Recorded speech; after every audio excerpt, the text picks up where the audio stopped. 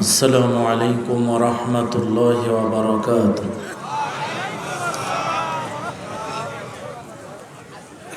ভালো আছেন আপনারা?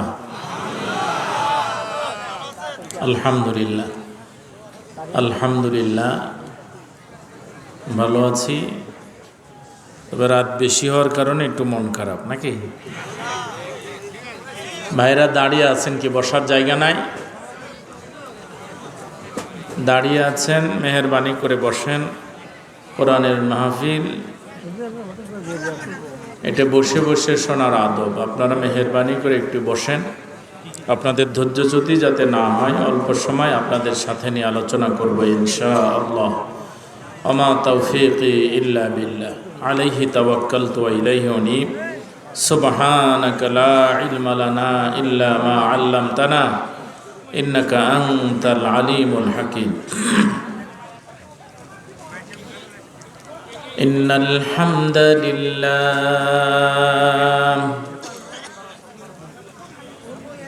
আলহামদুলিল্লাহি কাফা ওয়া সালামুন আলা ইবাদিহিল্লাযীনা ইসতাফা।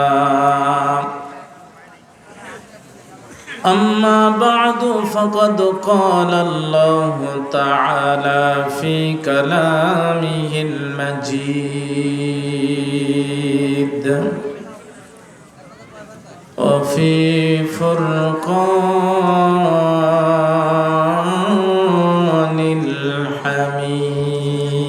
الحميد। পড়ুন সবাই, আউযু বিল্লাহি মিনাশ শাইতানির রাজীম। বিসমিল্লাহির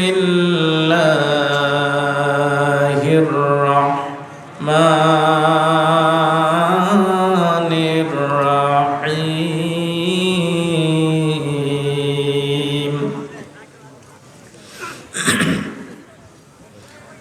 ويوم يعض الظالم على يديه يقول يا ليتني اتخذت مع الرسول سبيلا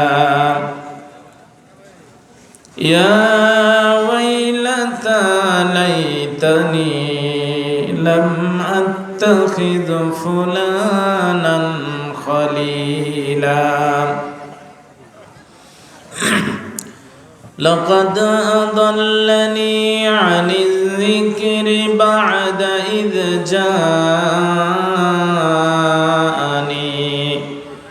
وكان الشيطان للإنسان خذولا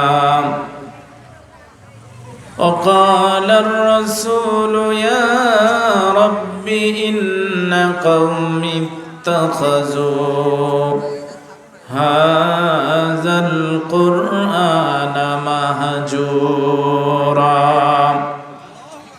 وكذلك جعلنا لكل نبي عدوا من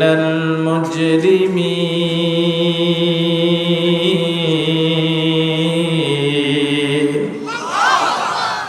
وكفى بربك هاديا ونصيرا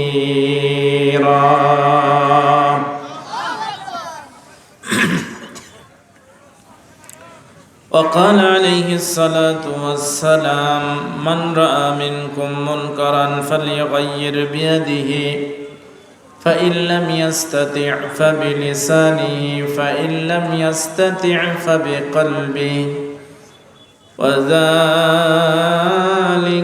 أضعف الإيمان أو كما قال عليه الصلاة والسلام। মোহতারাম মুআজ্জাজ সাহেবে সদর, ঐতিহ্যবাহী কমরপুরহাট হাফিজিয়া মাদ্রাসা লিল্লা বোর্ডিং এতিমখানার উন্নয়ন ও পাগড়ি প্রদান উপলক্ষে আয়োজিত ঐতিহাসিক ইসলামী সম্মেলন ও তাফসিরুল কোরআন মাহফিল 3 দিনব্যাপী 46তম এই বার্ষিকী সম্মেলনের সম্মানিত আজকের এই সমাপনী অধিবেশনের সভাপতি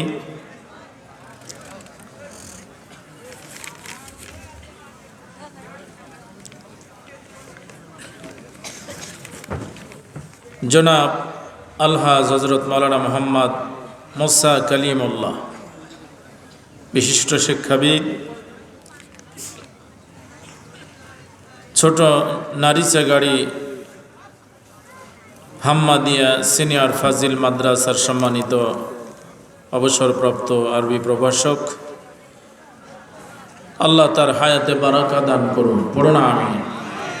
আজকের মাহফিলের সম্মানিত সহসভাপতি জনাব আলহাজ মাওলানা মোহাম্মদ ইউনুস আলী মণ্ডল মানিক, দৌলতপুর দ্বিমুখী আলিম মাদ্রাসা সম্মানিত সিনিয়র মৌলভী অবসরপ্রাপ্ত এবং অত্র মাদ্রাসার সংগ্রামী সভাপতি,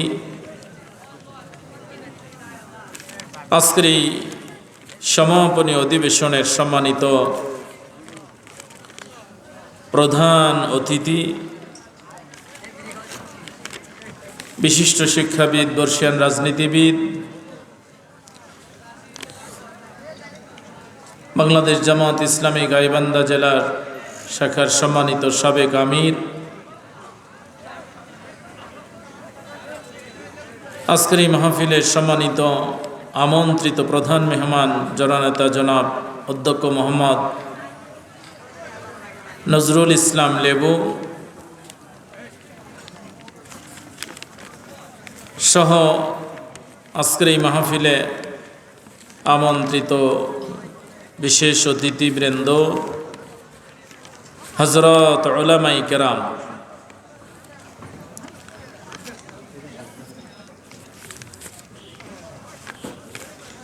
পিতৃতুল্য মুরব্বিনে কেরাম, যুবক ভাইরা, স্নেহের ছোট্ট ভাইরা, পর্দার আড়ালের সম্মানিতা মা এবং বোনেরা,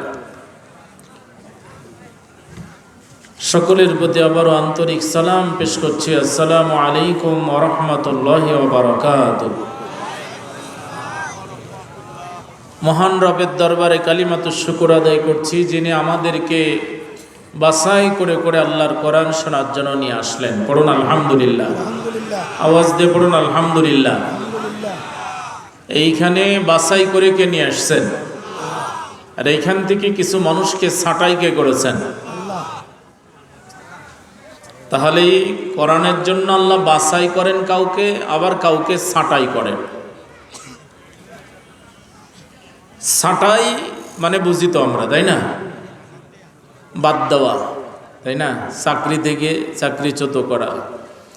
তাই কোরআন থেকে ছাঁটাই করেন আল্লাহ। বিশেষ করে একটা স্বভাব, একটা অপরাধ যাদের থাকে তাদেরকে আল্লাহ ছাঁটাই করেন। সে অপরাধটা বলবো আমি। আল্লাহ বললেন, সাআসরিফু আন আয়াতি আল্লাযীনা ইয়াতাকাব্বারুনা ফিল আরদি বিগাইরি হক। আমি অচিরেই আমার আয়াত থেকে সরায়ে দিব, ছাঁটাই করে দিব। আল্লাযীনা ইয়াতাকাব্বারুনা ফিল আরদি বিগাইরিল হক, যারা এই পৃথিবীতে অন্যায়ভাবে অহংকার করে। অহংকার করে কিভাবে? অন্যায়ভাবে। অহংকার করার কিচ্ছু নাই। চেহারাটা ভালো হলে অহংকার করে, আল্লাহ বললেন অথচ চেহারাটা যিনি তৈরি করেছেন, সৃষ্টি করেছেন, তিনি কে? সুবহানাল্লাহ। চেহারা দেখতে শুনতে ভালো, অহংকার করে। আল্লাহ বললেন চেহারা তো তুমি বানাওনি, তোমার বাপে বানায়নি, তোমার দলের নেতাও তোমার দেয়নি। এই সুন্দর চেহারা যিনি সৃষ্টি করেছেন তিনি কে? ফাতাবারাকাল্লাহু আহসানুল খালিকিন। এরপরে একটু যদি শরীরের শক্তি বেশি থাকে, অহংকার করে, যারে তারে ধরে থাপড়াই, রিকশাওয়ালারে পিটাই, বিরোধীদের উপরে অত্যাচার জুলুম নির্যাতন করে। আল্লাহ রাব্বুল আলামিন বলেন, এই শক্তি তুমি নিজে তৈরি করনি, তোমার শরীরের মধ্যে আমি আল্লাহ শক্তি দিয়েছি। আবার আল্লাহ যদি ইচ্ছা করেন, পিছনের দরজা যদি 5 মিনিট খুলে দিয়ে রাখেন, টয়লেটে যাওয়ার আগেই যদি লুঙ্গি ভিজে যায়, কিছুক্ষণ আগে যে বেশি শক্তি দেখাচ্ছিল, এখন 2 জনের কাঁধের উপরে ভর দিয়েও তাও হেঁটে যেতে পারে না, অ্যাম্বুলেন্সে হাসপাতালে যাওয়া লাগে। এই জন্য আল্লাহ বললেন, শক্তি দিয়েছি, অহংকার করো না। এরপরে টাকা পয়সা যদি কিছু থাকে, অহংকার করে, আল্লাহ বললেন, অহংকার করে অনেক সময় আমরা বলি যে তোরে মারলে কত টাকা লাগবে। আল্লাহ বললেন, তোমার মতো কত টাকাওয়ালারে আমি মাটির ভিতরে ঢুকাইয়া ফেলছি। তোমার মতো কত টাকাওয়ালারে সকালবেলা টাকাওয়ালা ছিল, বিকেলবেলা ফকির বানায় ফেলছি। এরপরে ক্ষমতার চেয়ারে যদি বসে, অহংকারের ঠেলায় ঘর ছাড়া বাড়ি ছাড়া জুলুম নির্যাতন নিষ্পেষণ করে চেয়ারে বসে, এমন অহংকারী সমাজে আছে না নাই? আল্লাহ বললেন, এই অহংকারের কারণে আমি আমার আয়াতের খেদমত তাদের থেকে নেই নাই। কিছুক্ষণ আগে আপনাদের উদ্দেশ্যে ঘোষণা দিল যে আপনারা যদি টাকা দেন, এই কোরআনের মাদ্রাসা চলবে, নাইলে চলবে না। এদের স্বাধীন হলো 54 বছর। 54 বছর ধরে ডাইরেক্ট যারা কোরআনের হাফিজা মাদ্রাসায় পড়ে, হাফিজা মাদ্রাসায় সরকারি কোনো অনুদান নাই। এই মাদ্রাসাগুলি জাতীয়করণ নাই, সরকারিকরণ নাই। 54 বছর ধরে যারা রাষ্ট্র পরিচালনা করেছো, মনে করেছো দেশের অনেক উন্নতি করেছো, ঘোড়ার ডিম করেছো, এই কোরআনওয়ালাদের জন্য আজ পর্যন্ত কিছু করনি। তোমরা অহংকারী, তোমাদের শুধু অহংকার আছে। কি করেছো? ঘোড়া রান্না করেছো। 54 বছর ধরে একটা হাফিজিয়া মাদ্রাসা জাতীয়করণ নাই, এরপরে সরকারিকরণ নাই, একটু বরাদ্দ নাই, ভিক্ষা করে কোরআন ওলারা পড়ে, কোরআন ওলাদের সাথে আচরণ করেছো, জাহান্নামের খড়িতে পরিণত হবা। ব্রিজের হিসাব ওইটা পরে হবে। কয়টা লুঙ্গি দিছো আর গরিব মানুষের গম কেমন করে মাপো আমরা তো জানি। 54 বছর ধরে নিজেদের আলু বেগুন পটল মাপতে গেলে পাল্লা দিয়া মাপে, আর গরিবের গম মাপতে গেলে লাল বালতি দিয়ে দেয়। না আপনাদের এলাকায় নাই? তারা যদি বড় বড় কথা বলে, তোমার মতো অনেক মুনাফিক দেখছি বক্তৃতা দেওয়ার সময় বলে, ক্বালু নাশহাদু ইন্নাকা লারাসূলুল্লাহ, আমি সাক্ষ্য দিচ্ছি না আল্লাহর রাসূল, আল্লাহর কোরআন আল্লাহর নবীরে মানতে হবে। আল্লাহ বললেন, আল্লাহু ইয়াশহাদু ইন্নাল মুনাফিকিনা লাকাযিবুন, এই মুনাফিক আপনার পাশে দাঁড়িয়ে, মসজিদে দাঁড়িয়ে, মাহফিলে দাঁড়িয়ে বড় বড় কথা বলতেছে, আমি আল্লাহ সাক্ষ্য দিচ্ছি এ কোরআনের আইনে বিশ্বাস করে না, মুনাফিক। এরকম 2-1 পিস মুনাফিক আপনাদের এলাকায় নাই? দেখলে মনে হবে যে আমি রাজা বলতো যে কেবলই জান্নাত থেকে পালা এসেছি, এরকম সাইজ বাইজ আছেন। 54 বছর ধরে দেশ যারা চালিয়েছে, আসামির কাঠগড়ায় দাঁড়াবা, ব্রিজের হিসাব পরে হবে। গরিব মানুষের গম বালতি দিয়ে মেপেছো, ভিক্ষা করতে করতে, খেতে খেতে একটা এতিম, একটা অসহায় দরিদ্র বিধবার মহিলার একটা কার্ড বানাতে গিয়ে 2000-5000 চান্দা নাই। এ চান্দা পার্টি আপনাদের এলাকায় আছে না নাই? কিসের তুমি রাজনীতি করো? কিসের তোমার রাজনীতি কে করতে বলছে? ভাই তুমি ভিক্ষা করো, গাইবান্ধার পলাশবাড়ির বাজারে বাজারে ঘুরতে ঢুকে ভাঙ্গা থালা নিয়ে ভিক্ষা করো, তোমারে কে রাজনীতি করতে বলছে? তুমি একটা গরিব মানুষের গমের কাঠ বানাতে গিয়ে চান্দা চাও, তুমি একটা রিকশাওয়ালার কাছ থেকে চান্দা নাও, তোমার রাজনীতি করো তো সাজে না।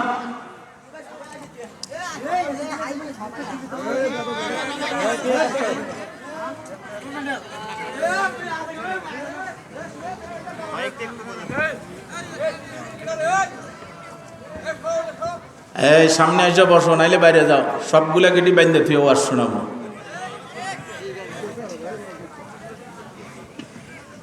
বলেন, তুমি না রাজার নীতি করো, নীতির রাজা করো, তোমার চরিত্র এমন কেন ভাই? তোমার আর দুনিয়াত খাবার নাই? তোমার সৃষ্টির 50,000 বছর আগে আল্লাহ রিজিক লেখছে, সেই রিজিক বাদ দিয়ে তুমি রাস্তার বরাদ্দ তুলে খাও, এতিমের গম মেরে খাও, ভিক্ষুকের গম মেরে খাও, এতিমের অসহায় দরিদ্রের মাল খাও, করোনার চাল খাও। তোমার আর খাওয়া নাই দুনিয়ায়? ওগুলো বাদ দিয়ে ভিক্ষা করে খেলেও তো সেটা হালাল হয়।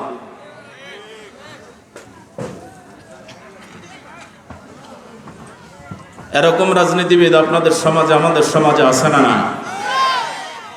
আল্লাহ বললেন, ইন্নাহু লাযিকরুল্লাকা ওয়া লিকাউমিকা ওয়া সাউফা তুসআলুন। এ নবী, কিতাব আপনার জন্য আর আপনার উম্মতের জন্য আল্লাহর পক্ষ থেকে জিকির। অচিরেই এই কিতাব সম্পর্কে সকলকে জিজ্ঞেস করা হবে, কাউকে ছাড়া হবে না। বল, কি করেছিস? কতদিন ক্ষমতার চেয়ারে বসেছিলি? কয়টা ব্রিজ করেছিস, কালভার্ট করেছিস, কয় কেজি গম মেরেছিস? ও হিসাব হবে। আগে বল, কোরআনের জন্য কি কর্মসূচি তোর ছিল? 54 বছর ধরে কোরআন আলারা ভিক্ষা করে পড়ে, আর টুপি সাইজ দেখলে আমার মনে হয় এখন ওই যে গার্মেন্টসে গেলে দেখা যায় কিছু দোকানে লেখা থাকে যে এখানে জাকাতের লুঙ্গি পাওয়া যায়, জাকাতের কাপড় পাওয়া যায়, এরকম সাইনবোর্ড থাকে না? তো এখন ওই টুপির দোকানগুলোতে লেখা দরকার যে এখানে নির্বাচনী টুপি পাওয়া যায়।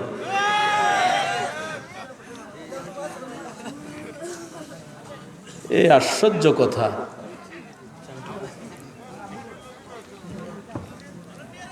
এই পিছনে এগুলা কি করে? সবগুলারে বের করে।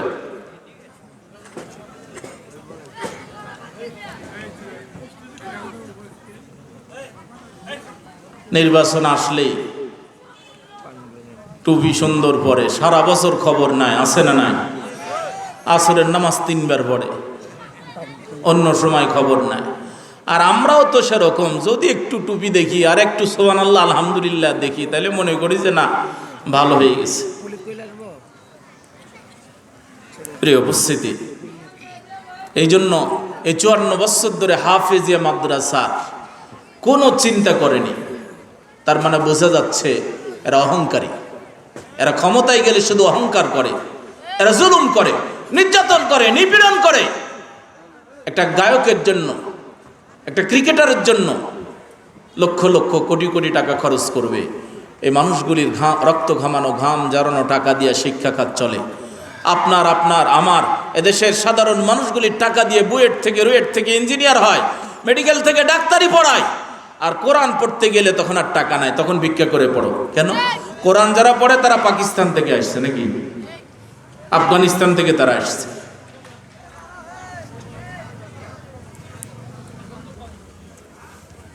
প্রিয় গোবিন্দগঞ্জবাসী, 54 বছর ধরে যারা ক্ষমতায় ছিল, এ কোরআন ওয়ালাদের সম্মান ইজ্জত ভুলুণ্ঠিত করেছে। আল্লাহর কোরআনের একটা মাদ্রাসায় বরাদ্দ নাই।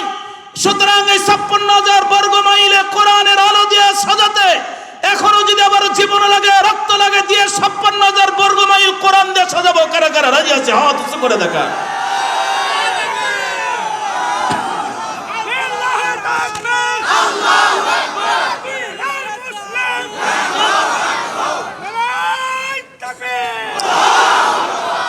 প্রিয় ভাইরা, আমি আপনাদের সাথে নিয়ে এই জন্য এমন একটা সূরা থেকে তেলাওয়াত করেছি, যে সূরার নাম হচ্ছে সূরাতুল ফুরকান।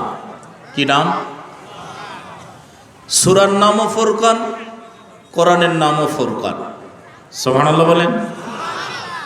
তাহলে এই সূরার নামও ফুরকান, আবার কোরআন মজিদের অনেকগুলি নাম আছে, তার মধ্যে একটা নাম হচ্ছে ফুরকান। নামকরণের তাৎপর্যটা বলেনি, তারপর যদি মনে করেন যে না হুজুর সূরা চেঞ্জ করেন, তাহলে করব। ফুরকান শব্দের অর্থ হচ্ছে এমন এক মেশিন, এমন এক কিতাব, এমন একটা যন্ত্র যেটা দিয়া পীর সাহেব মাপা যায়, আলেম মাপা যায়, ইমাম মাপা যায়।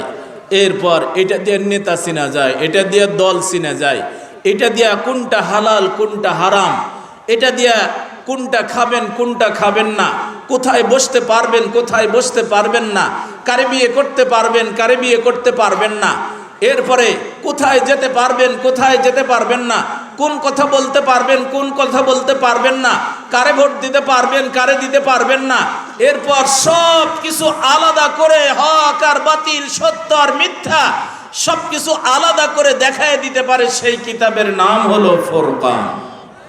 জোরে বলুন সুবহানাল্লাহ।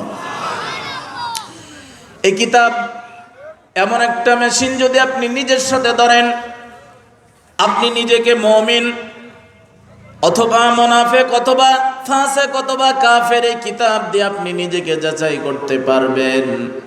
এই কিতাব দিয়ে আপনি আপনার বাবারে যাচাই করবেন, এই কিতাব দিয়ে আপনি আপনার ইমাম সাহেবরে যাচাই করবেন, এই কিতাব দিয়ে আপনি আপনার পীর সাহেবরে যাচাই করবেন, আপনি আপনার নেতাকে যাচাই করবেন, আপনি আপনার দলকে যাচাই করবেন।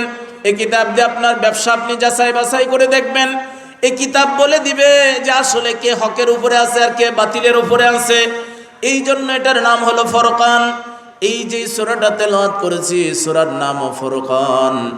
এই জন্য আজকের আলোচনা থেকে বাছাই হবে, যাচাই হবে যে কে কোন জায়গায় আছে, কে মুনাফিক, কে কাফের, কে ফাসিক, কে জালেম, কে মুমিন, সব এই কিতাব দিয়ে বোঝা যায়।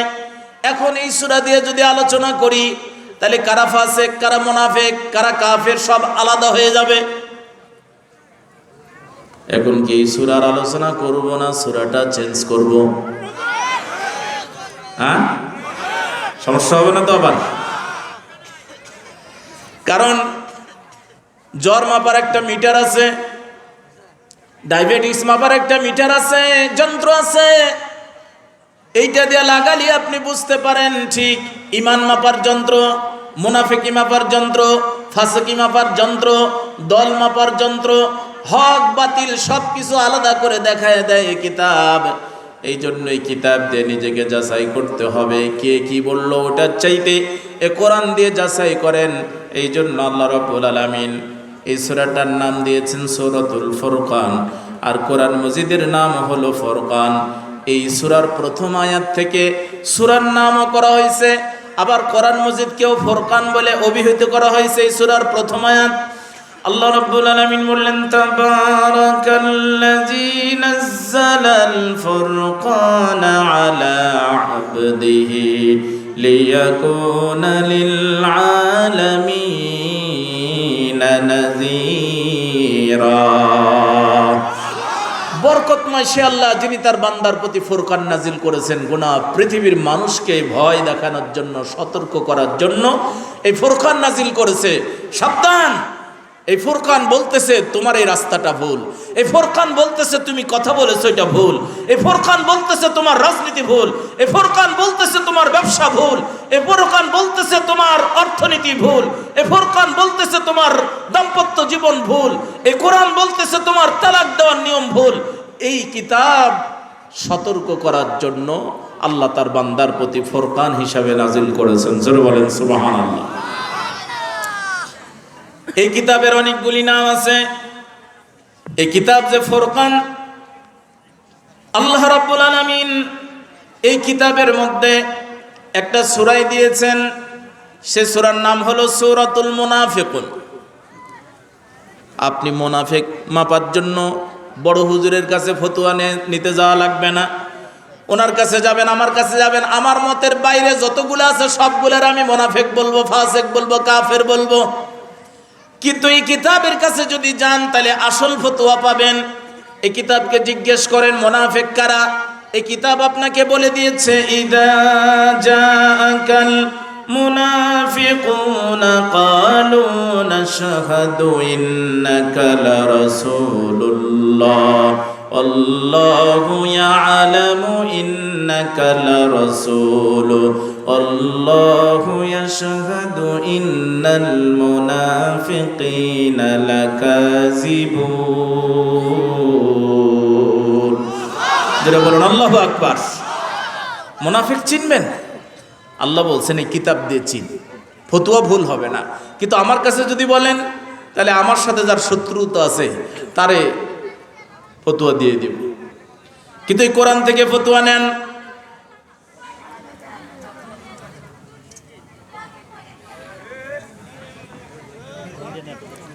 এই ভলেন্টিয়াররা চারিদিকে থাকতে হবে, তো নাইলে হবে না। ওই পাশে কি মেয়ে মানুষ না এগুলা পুরুষ মানুষ? হ্যাঁ, মেয়ে মানুষ ও রাস্তা, তাহলে এটা মেয়ে মানুষও নয় পুরুষ মানুষও নয়, মাঝখানে একটা কি আছে?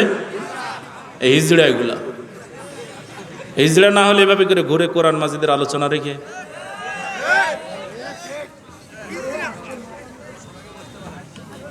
এরা মানুষও নয় পায়জামাও নয়, এরা থ্রি কোয়ার্টার। আমি মন খারাপ করে বলছি না, আপনাকে গালি দিতে বলছি না। এ কোরআনের শান আর মান এতদিন আমরা বুঝলাম না যে কি মর্যাদাপূর্ণ কিতাব দিয়েছে। এখানে কথা বলবেন একটা, এখানে আওয়াজ আসবে, একটু সমস্যা হবে, ওই গুনাহটা তওবা না করলে মাফ হবে না, কবিরা গুনাহ হবে। কি গুনাহ? কবিরা গুনাহ।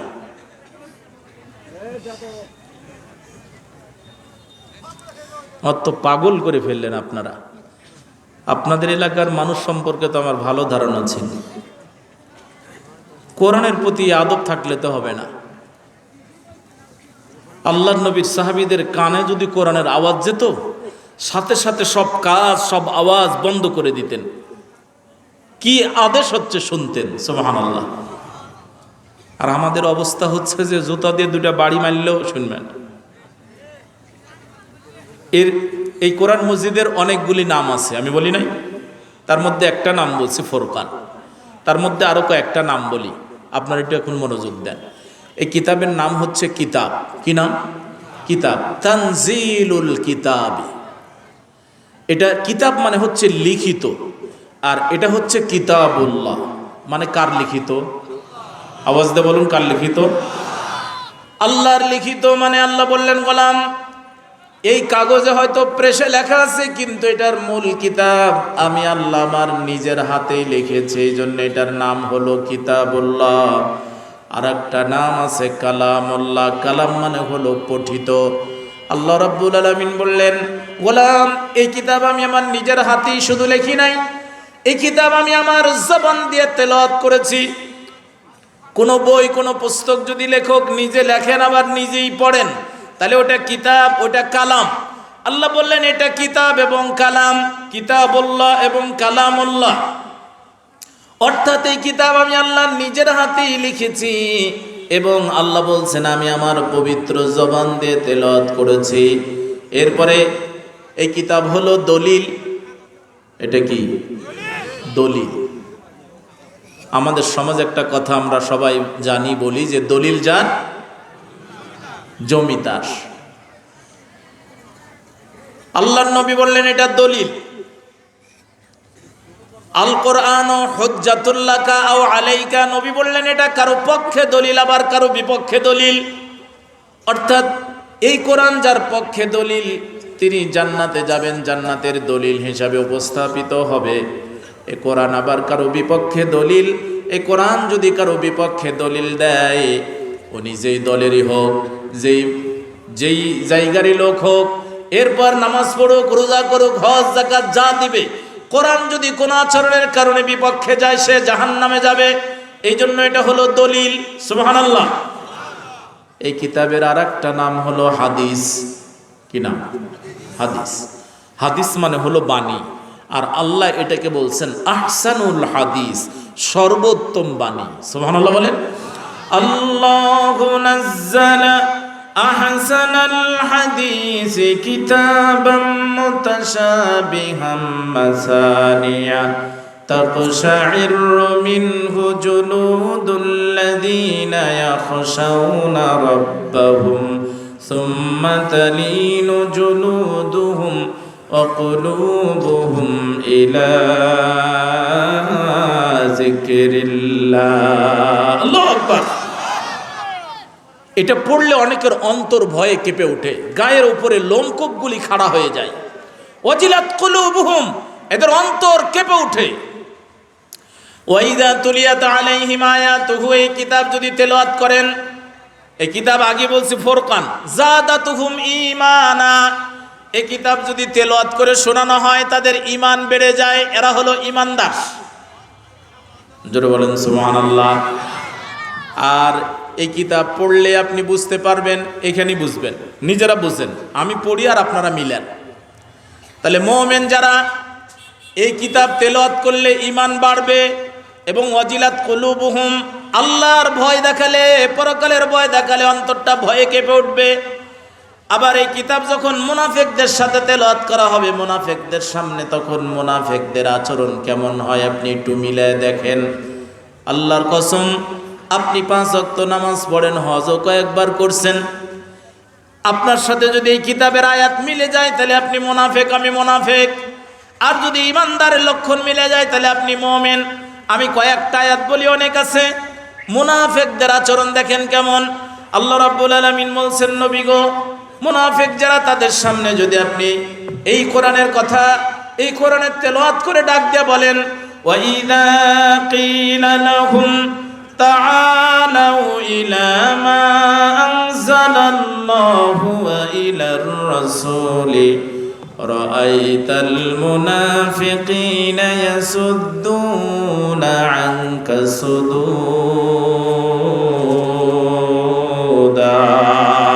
আল্লাহু আকবার। কিলা লাহুম তাআলাউ, এদেরকে যদি আপনি দাওয়াত দেন, ডাকেন, আসুন ভাইরা আমার, তখন বলবে যে হুজুর মার্কাটা কি? ডাক যখন দিবেন যে এদিকে আসুন, বলবে হুজুর মার্কাটা কি? তখন যদি বলেন ইলা মা আনজালাল্লাহ, আমার আল্লাহ যা নাজিল করেছেন, ও ইলার রাসূলি, আমার রাসূলের নীতি আর আদর্শ, এই দুইটা হলো আমার মার্কা, এই দুইটা হলো আমার তন্ত্র মন্ত্র, দফা রফা। এর বাইরে আমার বাবার কথা নাই, আমার দলের কথা নাই, আমার ব্রিটিশের কথা নয়, ইংরেজের কথা নয়। যা আছে কোরআনে, যা আছে নবীর জীবনে, ইলা মা আনজালাল্লাহু ওয়া ইলার রাসূলি, আসো আল্লাহ এবং তার রাসূলের বিধান আর নিষেধ আর আইনের দিকে। রাআইতাল মুনাফিকিনা, এই প্রস্তাবনা যদি দেন তাহলে মুনাফিক যারা, তাদেরকে লক্ষ্য করে দেখবেন, ইয়াসুদ্দুনা আনকা সুদুদা, মুনাফিকরা আস্তে করে উঠে কেটে পড়বে যে এই জন্য তো আমি আলোচনা শুনতে আসছি না, এই জন্য মাহফিলে আসি না। কেন? গেলেই হুজুররা কোরআনের রাজনীতি শুরু করে। অথচ আমি বক্তা ডাকতেছে যে আল্লাহ যে আইন নাজিল করেছেন, আল্লাহ যে কিতাব নাজিল করেছেন, এই কিতাবের দিকে আসো। মুনাফিকরা দেখবেন আস্তে করে উঠে কেটে পড়ছে, ওই বাইরে গিয়া বলবে যেগুলো আলোচনা হলো। এরপরে আর একটু আয়াতে যদি আমি বলি, আল্লাহ রাব্বুল আলামিন বলছেন, ওয়া ইযা কিলা লাহুম ইত্তাবিউ মা আনজালাল্লাহু ক্বালু বাল নাত্তাবিউ মা ওয়াজাদনা আলাইহি আবানা। আল্লাহ বললেন, এদেরকে যদি আপনি ডাক দিয়ে বলেন, হে নবী, ইত্তাবিউ মা আনজালাল্লাহ, আল্লাহ যে কিতাব নাজিল করেছেন, এই কিতাবের আইন মানো, এই কিতাবের বিধান মানো। কোন দলের আইন, কোন বাপের আইন, কারো আইন চলবে না, ব্রিটিশ ইংরেজ মানুষের বানানো আইন নয়। ইত্তাবিউ মা উনজিলা, আমার আল্লাহ যা নাজিল করেছেন এই কিতাব মেনে চলো। ওয়া ইলার রাসূলি, রাসূলের নীতি আদর্শ মেনে চলো। নবী তখন দেখবেন এরা জবাব দিয়ে বলবে, ক্বালু বাল নাত্তাবিউ, আমরা এগুলা আপনাদের কথায় আমরা বুঝি, আপনারা রাজনৈতিক স্বার্থে বলেন, কোরআনের নামে রাজনীতি করেন, ইসলামের নামে রাজনীতি করেন, এগুলা চলবে না। কোনটা চলবে? কয় ক্বালু বাল নাত্তাবিউ মা ওয়াজাদনা আবানা, বরং আমরা সেই রাজনীতি করব যা আমরা বাপদাদারা করেছে। বাপদাদাদের দল বাপদাদাদের রাজনীতি করবে, কোরআনের রাজনীতি বললে খালি ঘষাঘষ চুলকাবে। এই চুলকানা পার্টি আপনাদের এলাকায় আছে না? না। এবার তোমরা সকাল বিকালে অ্যালার্জির বড়ি খাও দেখি, তোমাদের এত চুলকানি, চুলকানির বড়ি না খেয়ে খালি হুজুরক বলে যে হুজুর এগুলো একটু না বললে হয় না।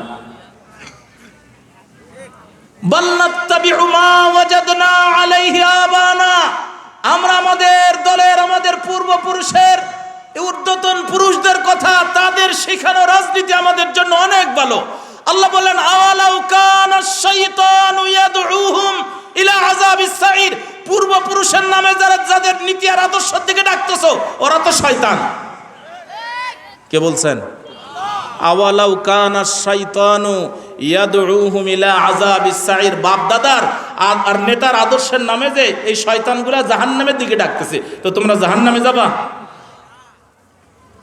কোরআনের রাজনীতি পছন্দ হয় না, কোরআনের অর্থনীতি স্বাদ লাগে না। হায় হায়, কারণ কোরআনের রাজনীতি করলেও তার ওই যে বালতিতে গম মাপা যাবে না, যাবে?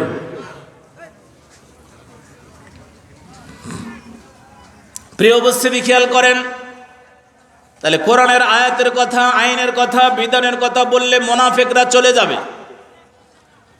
এটা সেই নামাজি হোক, রোজাদার হোক, হাজি হোক, গাজী হোক, কোরআনের আইনের কথা শুনে যদি কেউ চলে যায়, কারো যদি ভালো না লাগে, আল্লাহ বলেন এ টাটকা মুনাফিক। এরপর মুমিন কারা? একটা সূরার নাম হলো সূরাতুল মুমিনুন, 18 পারার প্রথম পৃষ্ঠাতে সূরাটা পড়বেন, মিলায়ে দেখবেন, কদ আফলাহাল মুমিনুন আল্লাযীনা হুম ফি সালাতিহিম খাশিউন আল্লাযীনা হুম আনিল লাগবি মুরিদুন। এরপর আমি যে সূরাটা তেলাওয়াত করেছি, সূরার মধ্যে আল্লাহ বললেন ইবাদুর রহমান, দয়াময়ের গোলাম কারা, আমার প্রকৃত বান্দা কারা, তাদের গুণাবলী এই সূরার মধ্যে আছে। হয়তো বা তোর সময় হবে না, যদি হতো আমি বলতাম। প্রিয় উপস্থিতি, খেয়াল করেন, সূরা নূরে আরেকটা আয়াত এসেছে, আল্লাহ রাব্বুল আলামিন বললেন, সংক্ষেপে যদি বলেন যে হুজুর এখানে মুমিন কারা, আমি পড়ব আর আপনারা মিলাবেন। আমি মুনাফিকের আয়াত পড়ছি, আপনারা মিলান। এটা যদি আপনাদের সাথে মিলে, আমার সাথে মিলে, আমি মুনাফিক, কারণ এই ফতোয়া কে দিছেন? এবার আপনি আপনার ঈমান যাচাই করেন। আল্লাহ রাব্বুল আলামিন বললেন, ইন্নামা কানা কাওলাল মুমিনিনা ইযা দুউ ইলাল্লাহি ওয়া রাসূলিহি লিয়াহকুমা বাইনাহুম আইয়াকুলু সামি'না ওয়া আতা'না ওয়া উলাইকা হুমুল মুফলিহুন।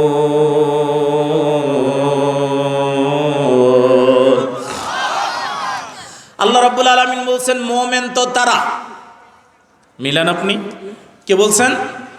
এ মা বোনেরা মিলান। ইন্নামা কানা কাওলাল মুমিনিনা ইযা দুউ ইলাল্লাহি ওয়া রাসূলিহি, মুমিন তো তারা চিনবেন কিভাবে? মুমিনদের যদি আপনি ডাক দিয়ে বলেন, ভাইরা আমার আসুন, হুজুর মার্কাটা কি? ইযা দুউ ইলাল্লাহ, আমি ডাকতেছি তোমাদেরকে, ইলাল্লাহ, আমার আল্লাহ যা নাজিল করেছেন, আল্লাহর বিধান, আল্লাহর কিতাব। ইযা দুউ ইলাল্লাহি ওয়া রাসূলিহি, এবং আল্লাহর রাসূলের নীতি আর আদর্শ দিয়া, লিয়াহকুমা বাইনাহুম, পরস্পর রায় হবে, বিচার হবে, মীমাংসা হবে, আইন চলবে, আদালত চলবে, আল্লাহ এবং তার রাসূলের শেখানো রায় দিয়া, আইন দিয়া। এই কথা যখন ডাক দিবেন, মুমিনরা যখন দেখবেন, মুমিন যারা তাদেরকে দেখবেন, তারা বলবে আইয়াকুলু সামি'না ওয়া আতা'না, আমরা আপনার কথা শুনলাম আর মেনে নিলাম, চলুন হুজুর আপনি সামনে চলুন, আপনার সাথে আমরা আছি। মুনাফিকরা কেটে পড়বে। আর মুমিন তো তারা যারা কোরআনের আইনের কথা, বিচারের কথা, আল্লাহর নবীর শিখানো আইনের কথা, বিচারের কথা শোনার সাথে সাথে বলবে আইয়াকুলু সামি'না ওয়া আতা'না, আমরা শুনলাম এবং মানলাম। আল্লাহ বলছেন এই ধরনের কথা যারা বলে, উলাইকা হুমুল মুফলিহুন, কোরআনের আইন, আল্লাহ রাসূলের আইন শোনার সাথে সাথে যারা মেনে নেয়, এই প্রস্তাবে যারা রাজি হয়, এই দলের লোকেরাই হলো সফল কাম। বলেন আল্লাহু আকবার।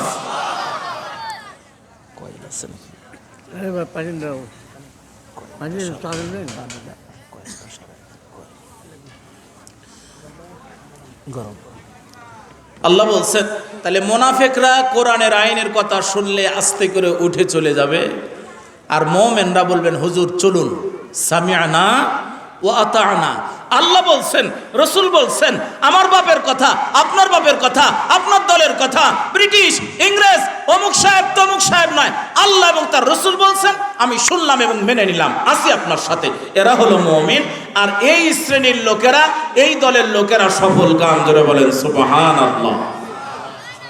প্রিয় উপস্থিতি, ছোট্ট একটা একজন পীর সাহেবের জীবনীতে লেখা আর কি।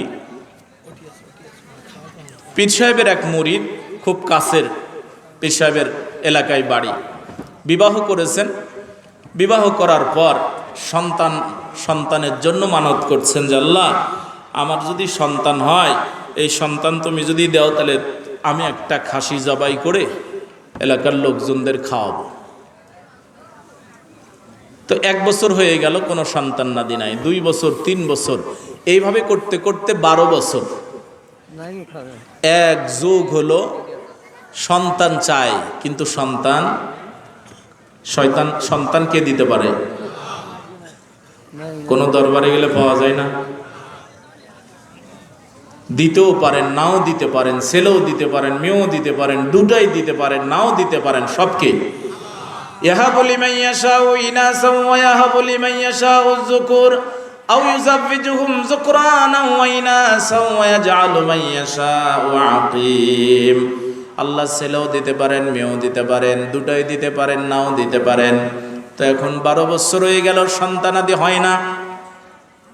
বেচারির একটু আবেগ, মন একটু খারাপ। এবার একটু মনে মনে বলে ফেলছে যে আমার যদি সন্তান হয় তাহলে আমি শয়তানকে খাসি জবাই করে খাওয়াবো।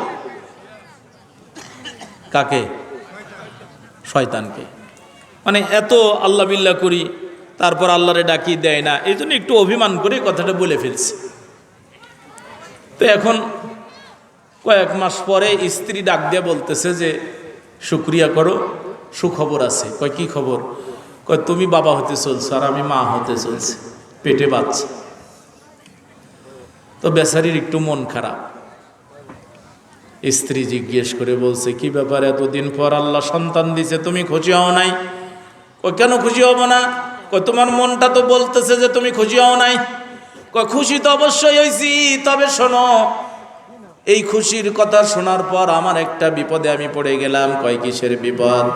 কয় শোনো, 12 বছর ধরে আমার নিয়ত ছিল সন্তানাদি যদি আল্লাহ দেয় তাহলে আমি এলাকার মানুষদেরকে খাসি জবাই করে খাওয়াবো, কিন্তু এবার আমি একটু অভিমান করে বলে ফেলছি সন্তান যদি আল্লাহ দেয় তাহলে আমি শয়তানকে খাসি জবাই করে খাওয়াবো। কয়েল পাওয়া গেল আচ্ছা, দেখুন সামনে দেখুন। তো এখন বলছে শয়তানকে খাসি জবাই করে খাওয়াবো, এই মান্যতটা করে ফেলছি। স্ত্রী বলতেছে কি পাগলের মতো কাম করেছ? তো বলতেছে যে কি করব, আমি একটু রাগ করে অভিমান করে করছি। এরপরে দুইজনে মরে বলছে যে এখন কি হবে? তাহলে ইমাম সাহেবের কাছে যাও। ইমাম সাহেবের কাছে গেছে, ইমাম সাহেবকে ফতুয়া জিজ্ঞেস করছে, সরাসরি তো আর বলা যাচ্ছে না। বলছে হুজুর একটা মাসালা দেন। ও কি মাসালা? আমি যদি কোনো মান্যত করি আল্লাহর কাছে যে আল্লাহ এই জিনিসটা দিলে আমি এটা দিব, ওইটা যদি আমি আল্লাহ আমারে দেয় তাহলে কি করণীয়? কয় তাহলে মান্যত আদায় করা ওয়াজিব। তো বলছে হুজুর তাই? কয় হ্যাঁ। এইবার হুজুরের কাছ থেকে শোনার পর আরো বেতাল হয়ে গেছে যে এখন তো মান্যত আদায় করা ওয়াজিব। হুজুরের কাছ থেকে শোনার পর আবার ওই পাড়ার মসজিদের ইমাম সাহেবের কাছে গেছে। মানে মাসালা এখন আমাদের একজনের কাছ থেকে শুনলে হয় না, যেখানে যা সুবিধা পাওয়া যায় ওখান থেকে মাসালা নেয় নাকি? আপনাদের এখানে আসার পর আমার একজন মাসালা জিজ্ঞাসা যে হুজুর আমাদের নবী নূরের তৈরি না মাটির তৈরি? আমি বললাম যে এই মাসালা নিশ্চয় আগে আপনাদের এলাকায় আলোচনা হয়েছে। আর এলাকায় 2 দল লোক আছে, এক দল বলে যে নবী মাটির তৈরি, আর এক দল বলে নূরের তৈরি। হুজুর ঠিকই ধরছে। তা আমি ওনাকে জবাব দিলাম, যদি আপনারা চান আমি জবাব দেব। খেয়াল করেন, আর এক হুজুরের কাছে গেছে, উনিও বলছেন আল্লাহর কাছে যেটা তুমি চাইছো ওইটা যদি আল্লাহ দেয়, তুমি যেটা মান্যত করেছো সেটা এবার তোমারে দিয়ে দেওয়া লাগবে, এটা ওয়াজিব। 2-3 জন হুজুরের কাছে গেছে, ইমাম সাহেবের কাছে গেছে, একই জবাব দিছে। এবার পীর সাহেব হুজুরের কাছে স্বামী স্ত্রী 2 জনে মিলে পরামর্শ করে বলছে যে তাহলে পীর সাহেব হুজুরের কাছে যা একটা সমাধান বের করো, কারণ মান্যত যত আদায় করা লাগবে, শয়তান তুমি কোথায় পাবা আর শয়তানকে কেমনে খাসি খাওয়াবা? পীর সাহেবের কাছে গিয়া বলছে যে হুজুর একা কি বলছে, হুজুর একটা কথা কয়। বাবা বল, কি হয়েছে? কয় হুজুর আমি কি শয়তানের সাথে দেখা করতে পারি? তো বলছে আশ্চর্য কথা, শয়তানের সাথে দেখা করে কি করবি? কয় হুজুর একটু বলেন পারি কিনা, দেখা করা সম্ভব কিনা। হুজুরের কাছে তো আর খুলে বলা যাচ্ছে না, যাচ্ছে? তো পীর সাহেব বলতেছেন যে না, শয়তান তো গোপনে ধোঁকা দেয়। শয়তান অনেক সময় অনেক আকার স্বরূপ ধারণ করতে পারে, তবে শয়তান দুই জায়গায় থাকে, মিনাল জিন্নাতি ওয়ান নাস। জিন শয়তানকে সহজে দেখা যায় না, কিন্তু মানুষের মধ্যে যেগুলো শয়তান সেগুলো তো কাছে কাছেই থাকে। তো হুজুর শয়তান হলেই হইছে, আমি কেমন করে চিনবো যে এটা শয়তান? সন্তরে একটা চিনার নমুনা দিই কোরআন থেকে।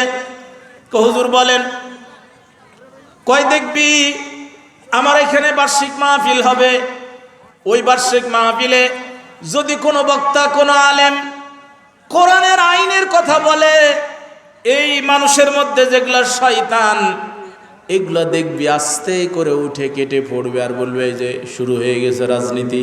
বক বক বক বক করতে করতে যারা কোরআনের আইন শুনতে পাবে না, যাদের ভালো লাগে না, যাদের গায়ের জ্বালা হয়, এ দু পাওয়া চামচিকা গুলাই শয়তান। কাজে তুই যদি দেখা করতে চাস তাহলে এই মাহফিলের গেটে থাকবি, দেখবি যে কোনো ওয়াজ করলে সহ্য হবে, কিন্তু কোরআনের আইনের ওয়াজ সহ্য হবে না। আপনাদের গোবিন্দগঞ্জ এগুলো নাই। দেখেন ১৫০০ বছর আগে আল্লাহ সূরা নিসার মধ্যে বললেন, আলাম তারা ইলাল্লাযীনা উতু নাসীবাম মিনাল কিতাবি ইউদআউনা ইলা কিতাবিল্লাহি লিয়াহকুমা বাইনাহুম সুম্মা ইয়াতাওয়াল্লা ফারীকুম মিনহুম ওয়া হুম মুরিদুন।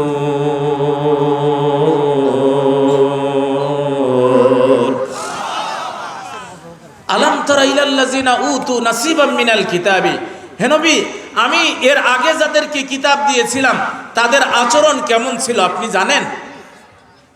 কাদেরকে বলতেছেন? আল্লাহর নবীকে দিয়ে আমাদেরকে বলতেছেন যে শোনো, তোমাদেরকে কিতাব দিয়েছি। এই কিতাবের নাম কি? কোরআনুল কারীম, তাই তো? তো তোমাদেরকে, হে নবী আপনার আগে এক উম্মতকে আমি কিতাব দিয়েছিলাম, অথবা একাধিক উম্মতকে কিতাব দিয়েছিলাম। ওই কিতাবে ওয়ালাদের আচরণ কেমন ছিল তুমি কি জানো? উতু নাসীবাম মিনাল কিতাবি ইউদআউনা ইলা কিতাবিল্লাহি লিয়াহকুমা বাইনাহুম। এই কিতাবওয়ালাদেরকে, ইহুদি খ্রিস্টানদেরকে তাওরাত দিলাম, ইনজিল দিলাম। এদের কাছে যদি খালি নবীরা বলতো যে আসো ভাইরা আমার, ইউদআউনা ইলা কিতাবিল্লাহ, আল্লাহর কিতাবের দিকে ফিরে আসো। এটা কার কিতাব? কয় বলতো আল্লাহর কিতাব। কয়ের মধ্যে কি কোনো সন্দেহ আছে, সংশয় আছে? কয় কোনো সন্দেহ নাই, সংশয় নাই। তাইলে আসুন, ইউদআউনা ইলা কিতাবিল্লাহ, আসুন ভাইরা আমার কিতাবের দিকে। লিয়াহকুমা বাইনাহুম, পারস্পরিক বিচার হবে, মীমাংসা হবে কিতাব দিয়ে। সুম্মা ইয়াতাওয়াল্লা ফারীকুম মিনহুম, সাথে সাথে দেখবেন তখন ওই কিতাবওয়ালাদের একটা অংশ আস্তে করে কাটে পড়ছে, চলে গেছে। অহুম মুরিদুন, আপনার ওয়াজকে, আপনার কথাকে তারা প্রত্যাখ্যান করবে আর বলবে যে না, ওই হুজুর বাদ দিয়ে অন্য হুজুর আসলে হবে, কারণ এই হুজুর আসলেই খালি কিতাবের আইনের কথা বলে, রাজনীতির কথা বলে, ওটারে বাদ দেন। ১৫০০ বছর আগেই কথাগুলো আল্লাহ কোরআনে বলছে। এখন আমাদের সাথে মিলে না? মিলে না। আল্লাহ বলছেন নবী গো, আগের কিতাবওয়ালাদেরকে কিতাবের আইনের কথা বললেই তারা একদল কেটে পড়তো। এখন আপনার উম্মতদেরকে আমি কিতাব দিলাম, এদেরকে কিতাবের আইনের কথা, বিচারের কথা শোনালেই একদল কেটে পড়বে।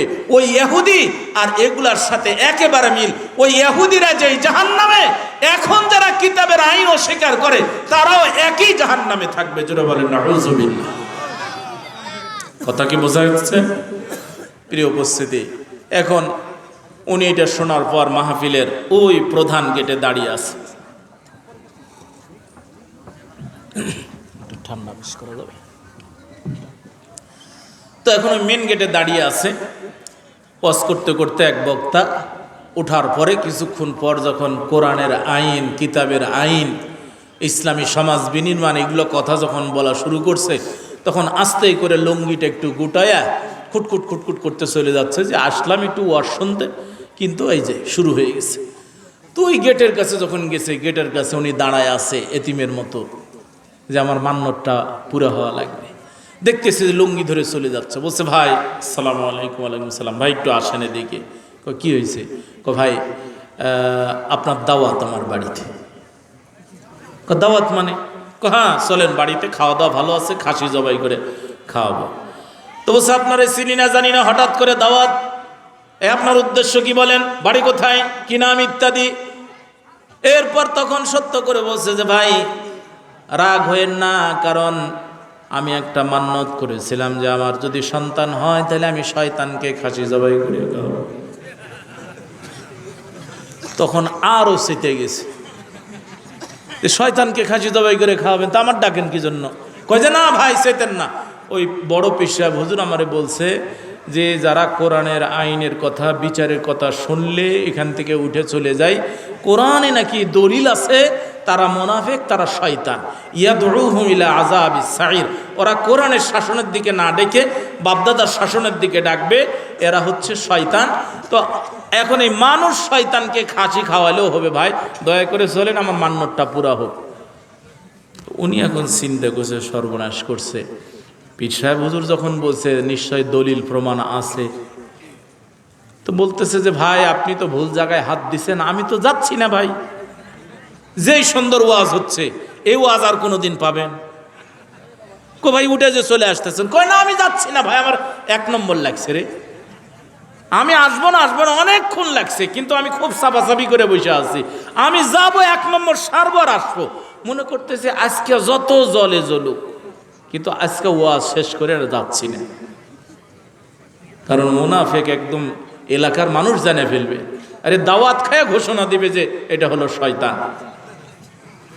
বেচারির মনই খারাপ, দেখতেছে যে না 1 নম্বর সারে সুরে বিড়ি বুড়ি টানে টুনে আবার এসে বসছে, এখন কষ্ট হলেও শোনা লাগবে, তাই না? এরপরে কিছুক্ষণ পর দেখতেছে আর একজন উঠে চলে যাচ্ছে। উনি চিন্তা করলেন যাক এবার পাওয়া গেছে, কাছে গিয়ে সালাম দিয়ে বলছে ভাই বাসায় চলেন। বাসায় চলেন মানে খাওয়া দাওয়া করবেন না? তোমার চিনি না, খাওয়া দাওয়া না, খাওয়া দাওয়া ভালো, খাসি জবাই করছি। তোমার উদ্দেশ্য কি, তোমার চিনি না দাওয়াত দিচ্ছ? কয় যে ভাই এটা মান্যতের, আমি শয়তান রে খাসি জবাই করে খাওয়াতে চাইছি। কয় শয়তান রে খাওয়াবেন তো আমারে ডাকেন কেন? কয় পীর সাহেব হুজুর বলছে কোরআনের মাহফিল ছেড়ে যারা উঠে চলে যায় এরা নাকি মানুষ শয়তান, মিনাল জিন্নাতি ওয়ান নাস। তো ভাই চলেন একটু দয়া করে খাওয়া দাওয়া করেন, আমার মান্যতটা পুরা হোক। এখন উনি বলছেন যে ভাই আপনি এটা কাম করলেন, আমি তো যাইনি, যত সুন্দর হুজুর ওয়াজ করতেছে, কোরআনের আইন তো সত্যি ভালো আইন, এই আইন ছাড়া তো আইন আমি মানি না, মানবো না, আর আমি যাচ্ছি না। 2 নম্বর লাগছে, খালি যাবো 2 নম্বর করে আবার এসে বসবো।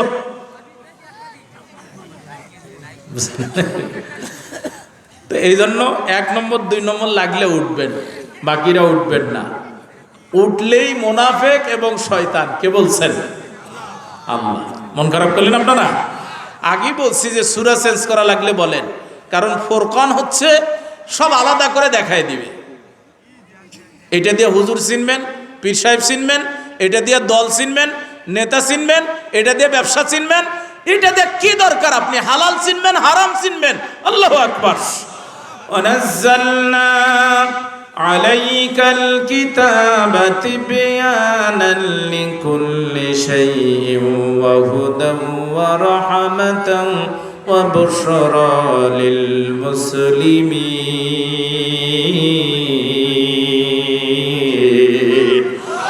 এমন একটি কিতাব, তিবয়ানান লিকুল্লি শাই, সব বিষয়ে আলোচনা আছে। ওয়া হুদান, এটা হেদায়েতের কিতাব। ওয়া রাহমা, এই কোরআনের নাম হচ্ছে হুদা। সুবহানাল্লাহ। এটা হাদি, এটা পথ দেখায়, এটা হেদায়েত দেয়। এই কিতাবের নাম হলো জিকির, উপদেশ। আল্লাহু আকবার। এই সব উপদেশ কার উপদেশ? আল্লাহু আকবার। আর এক দল আছে, এটা অবশ্য গায়বান্দার দিকে পাওয়া যায় না। মুনাফিক বললাম, ইমানদার বললাম। মুনাফিক চিনবেন, এই কোরআনের আইনের, কোরআনের বিধানের, কোরআনের শাসনের কথা বলবেন, যেই কিতাবের আইন দিয়ে বিচার হবে, তাইলে মুনাফিক চিনা যাবে। এরপর ইমানদার চিনা যাবে, শোনার সাথে সাথে বলবে সামিআনা ওয়া আতা'না, শুনলাম আর মেনে নিলাম, কোরআনের আইন আমিও আছি সাথে। আছেন তো সাথে? ওই কারা কারা দেখি। আল্লাহ কবুল করুন, পড়ো না আমি। এখন আর এক দল আছে, বলবো না থাক ওটা? দেখেন তো দেখি, ওই দল আপনাদের গাইবান্ধায় হয়তো কম থাকতে পারে, তবে থাকবে। আল্লাহ বলছেন সব জায়গায় মাল পাওয়া যায়।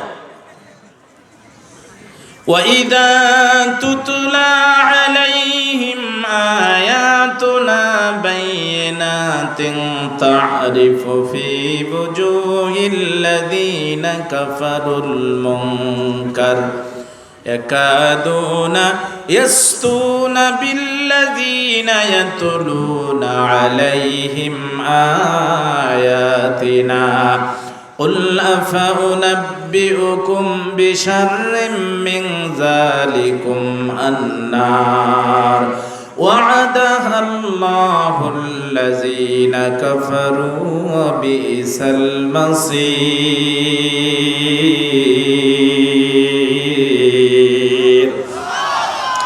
وَإِذَا تُتْلَى عَلَيْهِمْ, হে নবী, এমনও দল লোক আছে, এদের সামনে যদি এই কিতাব তেলাওয়াত করেন, বায়্যিনাতিন, এরপরে যদি একটু ব্যাখ্যা বিশ্লেষণ তাফসীর করে করে শোনান, তারিফু ফি বুজুহিল্লাযিনা কাফারুল মুনকার, সাথে সাথে দেখবেন যে চেহারার মধ্যে অসন্তুষ্টির ভাব দেখা গেছে। কোরআনের মাহফিল, কোরআনের আলোচনা, কোরআনের তাফসীর শোনার পর মুখটা কালো করে, মন খারাপ করে, রাগ রাগ অবস্থা নিয়ে বসে থাকে, এমন লোক কি গাইবান্ধাতে নাই? শুধু কি তাই চোখ মুখ কালো করে বসে থাকবে? দেখেই বোঝা যাবে যে কোরআনের এই তাফসীর শোনার পর অসন্তুষ্ট হয়েছে। আল্লাহ রাব্বুল আলামিন বললেন ইয়াকাদুনা ইয়াসতুনা বিল্লাযিনা ইয়াতলুনা আলাইহিম আয়াতিনা, যেই বক্তা, যেই ব্যক্তি, যেই ইমাম কোরআনের হক কথাগুলি ব্যাখ্যা বিশ্লেষণ করে শোনাবে, ওই ব্যক্তির উপরে, বক্তার উপরে, ইমামের উপরে চড়াও হবে, রাগান্বিত হবে, স্লিপ দিবে, নামায়া দিবে, হুমকি দিবে, জেলে দেবে, হত্যা করবে, মৃত্যুদণ্ড দিবে। আল্লাহ রাব্বুল আলামিন বললেন নবী গো, এই লোকদেরকে আমি আল্লাহ হুমকি দিয়ে দিচ্ছি, আপনি এদের জানায়া দেন। কুল আফা উনাব্বিউকুম বিশাররিম মিন যালিকুম আন্নার।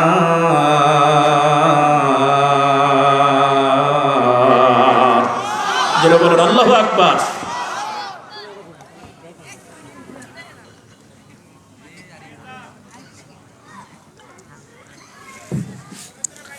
আল্লাহ বলছেন যে বক্তাকে, ইমামকে কোরআনের হক কথা তাফসীর করার কারণে বাদ দিলা, চাকরিচ্যুত করলা, এরপর বন্দি করলা, জেল দিলা, ফাঁসি দিলা, মনে করেছো যে খুব একটা কাম করলা, এর থেকেও খারাপ সংবাদ তোমার জন্য আছে।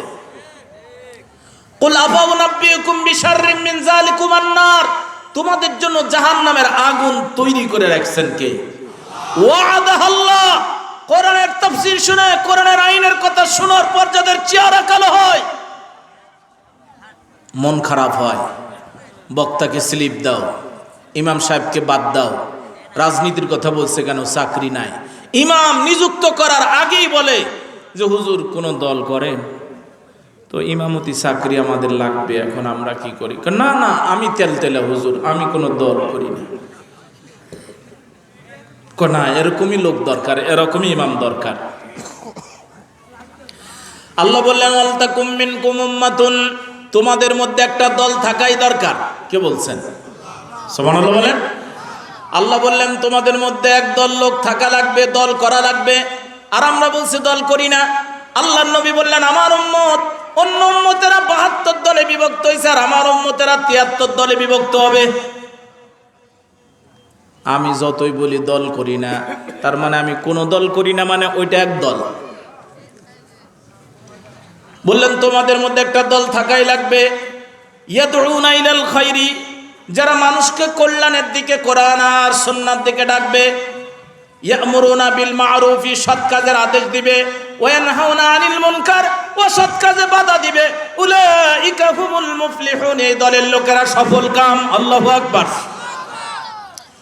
এই 54 বছর ধরে যেই দল আপনারা করেন, যাদেরকে আপনারা ক্ষমতায় দিয়েছেন, সৎকারের আদেশ কিভাবে দিছে দেখেন। এই 54 বছর ধরে আপনার দেশে অনেক পতিতার লাইসেন্স হয়েছে। ওপেন পতিতা পল্লী, যৌন পল্লী চলে, চলে না?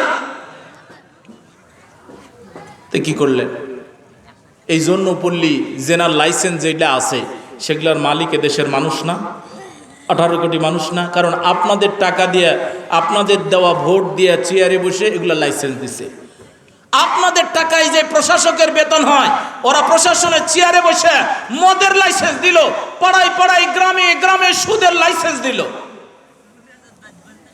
বলেন, এগুলো লাইসেন্সের ভাগ কে নিবে? নেওয়া লাগবে না? অবশ্যই নেওয়া লাগবে। এই কোরআন মজিদের সূরা নিসার মধ্যে আল্লাহ বলছেন, ভালো কাজে ভালো দল, ভালো ব্যক্তিকে সাপোর্ট দিবেন, সহযোগিতা করবেন, ভোট দিবেন। যত ভালো কাজ করবে সমান সওয়াব আপনি পাবেন। আর খারাপ কাজে খারাপ দল, খারাপ ব্যক্তিকে ভোট দিবেন, সহযোগিতা করবেন, সাপোর্ট দিবেন, যত অন্যায় করবে, গুনাহ করবে, গম চুরি করবে, রড চুরি করবে, রাস্তার বরাদ্দ খাবে, সমস্ত গুনাহ আপনার কাঁধে সমান পাবেন। এটা কি বলছেন? আল্লাহ বলছেন। এজন্য হিসাব নিকাশ একটু করতে হবে। এখন আসুন, আমি সূরার নামকরণ বলতে গিয়ে অনেক কথা বললাম, মোটামুটি এই সূরার বিষয়ে বলেছি। এখন আধা ঘন্টার সময় যদি আপনারা দেন, তাহলে আমি সূরার এই মূল বিষয় যেখান থেকে তেলাওয়াত করেছি, এখানে 3টা আলোচনা আছে। কয়টা? 3টা। এখন আধা ঘন্টার সময় বললে কি আপনাদের কষ্ট হবে? আমি আশা করেছিলাম যে 10টা, তারপরে ঠেলতে ঠেলতে আমি বললাম 10:30। এখন আর কোনো সিস্টেমই থাকলো না। এই গভীর রাতে আসলে ওয়াজ করা ঠিক না, মাথায় কাজ করে না। তারপরেও যেহেতু এতগুলো মানুষ বসা, আপনারা যদি চান তাহলে আধা ঘন্টা কথা বলবো। থাকবেন আপনারা? কই দেখে, লিল্লাহে তাকবীর, লিল্লাহে তাকবীর। 3টা আলোচনা এখানে। কয়টা?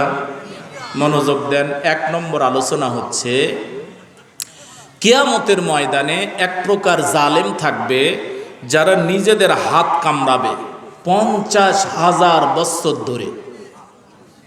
কত বছর? নিজেদের হাতের গোস্ত আর চামড়া এইভাবে নিজেরা কাটবে, কামড়াবে, খাবে আর আফসোস করবে। এই জালেম কারা? এদের অপরাধ কি? এর থেকে বাঁচার উপায় কি? 1 নম্বর আলোচনা। 2 নম্বর এখানে আলোচনা, একটা মামলা আছে। কি আছে? মামলা মানে কেস। যিনি মামলা করেন আমরা তাকে বলি বাদী। এখানে যে মামলার কথা বলা আছে, এই মামলার বাদী হচ্ছেন মুহাম্মাদুর রাসূলুল্লাহ সাল্লাল্লাহু আলাইহি সাল্লাম। তাহলে মামলার বাদী পাইলাম। মামলার আসামি, যাদের বিরুদ্ধে মামলা করা হয় তাদেরকে বলা হয় বিবাদী বা আসামি। তাহলে এই মামলার আসামি কারা বলবো? হ্যাঁ, মন খারাপ করবে না তো? এই মামলার বিবাদী বা আসামিদের নাম বলা নাই, তবে অপরাধ বলা আছে। এই অপরাধ যদি বক্তা করে, পীর সাহেব করে, ইমাম সাহেব করে, হাফেজ সাহেব করে, নেতা করে, কর্মী করে, যেই দল করুক, বিএনপি করুক, আওয়ামী লীগের লোক করুক, জাতীয় পার্টির করুক, জামাতি করুক, তবলিগের করুক, হেফাজতের করুক, এই অপরাধ যেই ব্যক্তি করবে, ওই ব্যক্তি আল্লাহর নবীর দায়ের করা মামলার আসামি। 2 নম্বর আলোচনা। তাহলে আল্লাহর নবী যেই মামলা দায়ের করেছেন, ওই মামলার আসামি আল্লাহ না করুন কেউ যদি হয়, ওই মামলা পরিচালনা করার জন্য উকিল কি গাইবান্ধাতে 2-1 পিস আছে? বাংলাদেশে, গোটা বিশ্বে। তাহলে এই লোকের কি হবে? মামলাত হার হবে না জিত হবে? হার। তাহলে এটা গেল 2 নম্বর আলোচনা। এই মামলার শুনানি হবে। 3 নম্বর আলোচনা, আল্লাহ রাব্বুল আলামিন বললেন, উপরের যে জালেম, ওই জালেমদেরকে আল্লাহ নবীকে বলছেন, নবী গো, এই শ্রেণীর জালেমরা কিয়ামত পর্যন্ত, আগেও ছিল, কিয়ামত পর্যন্ত থাকবে। এই জালেম আর মজলুম 2টা দল আমি জমিনে রাখি, এই জমিন নামের মাঠে আমি খেলতে লাগাই দিই। জমিনের সব মাঠে কয় দল? মূলত দুই দল। এই দুই দল দুই দিক থেকে খেলে। আল্লাহ রাব্বুল আলামিন বললেন, এইভাবে করে জালেম আর মজলুম থাকবে। আপনার শুধু একাই ঘর বাড়ি থেকে বের করে দেয়নি, এর আগে কওমে আদ, কওমে সামুদ আমার নবী আর নবীর উম্মতদেরকে দেশ ছাড়া, বাড়ি ছাড়া, ঘর ছাড়া করেছে। কিয়ামত পর্যন্ত এমন জালেম আসবে, ক্ষমতার চেয়ারে বসে মক্কার জালেমরা আল্লাহর নবী আর নবীর সাহাবীদেরকে ঘর থেকে, বাড়ি থেকে বের করে দিল। আল্লাহ রাব্বুল আলামিন বললেন, কোনো অপরাধ ছিল না, তারা শুধু বলতো আইয়াকুলু রাব্বুনাল্লাহ, আমাদের রব আল্লাহ। এই কালেমা পড়ার কারণে আল্লাহর বিধান মেনে নিবে, এই অপরাধে তাদেরকে ঘর থেকে, বাড়ি থেকে, জায়গা জমি সব থেকে বঞ্চিত করে বের করে দেওয়া হতো। আর আমার নবীর সাহাবীরা, উম্মতেরা ঈমান কিনে নিয়ে ঘর বাড়ি, জায়গা জমি সব দিয়ে দিত। আল্লাহু আকবার।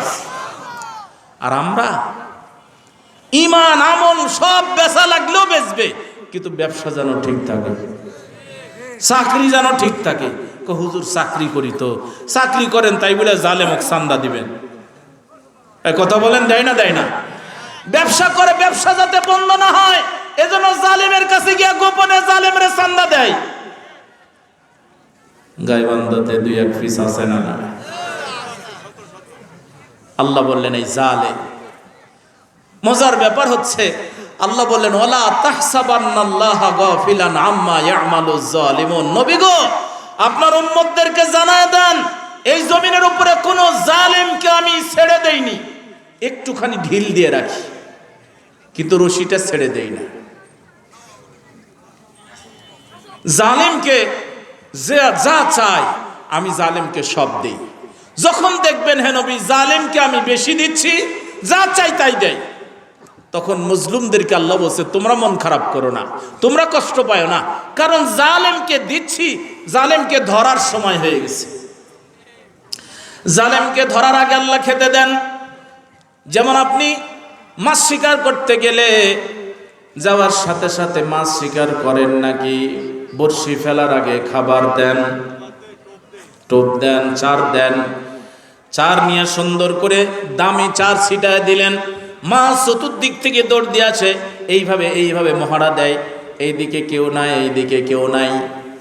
বড় বড় যেগুলা মাছ আছে ছোটগুলারে তাড়ায় বলে যে বেটা এদিকে আসবি না, এলাকার মাস্তান আমি, এই পুকুরের ঠিকাদারি আমি নিছি, এই এলজিডির ঠিকাদারি আমি নিছি, এই সড়ক জনপদের ঠিকাদারি আমি নিছি, এই বাজারের ঠিকাদারি আমি নিছি, আমি চান্দা তুলবো, এই বাজারে আর কেউ চান্দা তুলতে পারবে না। যত রিক্সা আছে সব চান্দা আমি নিব, যত টেম্পো আছে সব চান্দা আমি নিব, যত বাস আছে সব চান্দা আমি নিব। এইভাবে বিভাগওয়ারি চান্দা তুলে খায়। আপনার গাইবান্ধাতে না থাকলেও আমার নওগাঁতে আছে না? কারণ আমি এলজিডি মসজিদে জমা পড়াই, ওটি বড় বড় ঠিকাদার থাকে, ওই কাজ নেওয়ার জন্য আপনারে দরখাস্ত ফেলতে দিবে না, কাজ লাগবে আমার কাছে আয়, 5% দিবি আগে, তারপরে তোরে কাজ দিব। সান্দাবাটি আল্লাহর কোরআন কি বলছে শোনো, আমি বলিনি, কে বলছেন? তাহলে এইবার খাবার দেওয়ার পর বড় মাছ গুলা ছোটগুলারে তাড়ায় দেয়। সিপাড়ু বলে যে বড়টার দরকার, আগে বড় জালিম ধরবো। এরপরে বাজার থেকে রুটি ভর্তা করে তার সাথে আরো কিছু মেডিসিন দিয়া, খাবার দিয়া, এত বড় একটা গোল্লার মতো বানায় যখন পানির উপরে ফেলায় দেয়, মাছ তখন দৌড় দিয়ে এসে এইভাবে করে একটু মুখ দেয়, দেখে যে সেই স্বাদ, তাই না? উপর থেকে সিপাড়ু খুব মনোযোগ দেয় যে খালি খায় দেখ। ছোটগুলারে তাড়ায় দেয়, বলি বেটা কেউ আসবি না, আমি একাই খাবো। আপনি যদি এখানে 2টা হাড্ডি ফালায় দেন গোস খায়া, হয়তো 3-4টা কুকুর দৌড় দিয়ে আসবে, আসার পর মারামারি করবে, শক্তি যেটা বেশি সেটা বলবে যে কেউ আসবি না। যেটা ছোট বাড়িওয়ালার কুকুর কয় যে বেটা আসবি না, মানে এটা আমার বাড়িওয়ালার দাওয়াত, আমার বাড়ি, আমার মালিকের বাড়িতে এসে তুমি কি জন্য মাস্তানি দেখাও? বেটার শক্তি কার বেশি, ক্ষমতা কার বেশি? এই ফাটাইলাম হট। ওই 3-4টা কুকুর এসে একটা হাড্ডি নিয়ে মারামারি করবে, হয়তোবা শক্তি যার বেশি তাই খাবে। কিন্তু ওই হাড্ডি নিয়ে মারামারি করতে গিয়া, ভাগাভাগি করতে গিয়ে এক কুকুর আর এক কুকুরকে জবাই করে না, হত্যা করে না, লাশটা গুম করে না, মিথ্যা মামলা দেয় না। কিন্তু এই 2 পা কুকুরগুলো এমন কুকুর, এই খাবার নিয়ে ভাগাভাগি নিয়ে মারামারি করতে করতে নিজের দলের কর্মী নিজেরাই হত্যা করে, এমন জালিম আমাদের সমাজে আছে না নাই? আল্লাহ বললেন উলাইকা কাল আনআম, এরা গরিবের ভাগ নিয়ে, রাষ্ট্রীয় সম্পদ নিয়ে ভাগাভাগি করতে গিয়ে মারামারি করছে, ঠিক যেন উলাইকা কাল আনআম, এরা যেন 4 জানোয়ার। এই তোমার গরিবের গম নিয়ে ভাগাভাগি করবে কেন? করোনার চাল তোমার ভাগাভাগি করা লাগবে কেন? এই সরকারি তেলের বোতল তোমার বাড়িতে পাওয়া যাবে কেন? আল্লাহ বললেন তুমি কি 4 জানোয়ার? ঠিক যেন উলাইকা কাল আনআম, 4 জানোয়ার। আল্লাহ বললেন না, এখানে শেষ নয়, বালহুম আদাল, এর থেকে ওরা নিকৃষ্ট। কারণ এক কুকুর আর এক কুকুরে জবাই করে না, হত্যা করে না, গুলি করে না। আর এরা এমন 2 পা কুকুর, না ইনসাফের কথা বলার কারণে হাদিরে হত্যা করলো, গুলি করলো। নিজের দলের কর্মী চিন্তা করছে ও যদি থাকে তাহলে আমারে কাট দিবে না, মাস্তান লাগায়া টাকা দিয়া এরে গুলি করে হত্যা করে। এমনও দল আমাদের সমাজে আছে না নাই? নিজের দলের কর্মী মেরে হত্যা করে লাশটা জানাজা পর্যন্ত দিতে দেয় না, যেটা কুকুরও করে না, গরুও করে না। আল্লাহ বলেন এরা গরুর চাইতে, কুকুরের চাইতেও নিকৃষ্ট।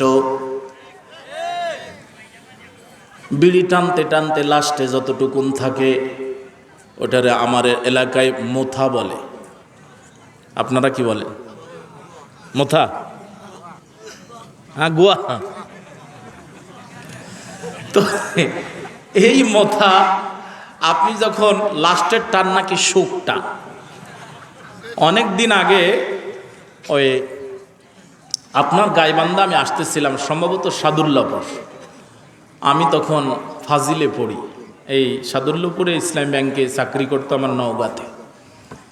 তো আমি তখন থেকেই খতিব বলল যে ভাই আমার এলাকায় একটা মাহফিল হয়, সেই মাহফিলে আপনাকে নিয়ে যাব। তো যাক আমি ওইখানে আসছিলাম। তো আমি এর আগে আসিনি, তো বুঝতে পারিনি।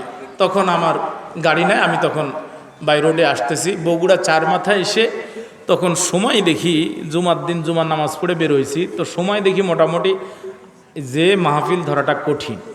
তো 4 মাথায় জিজ্ঞেস করলাম যে ভাই গাইবান্ধা যাওয়ার সহজ, তাড়াতাড়ি যাবে এমন বাস কোনটা?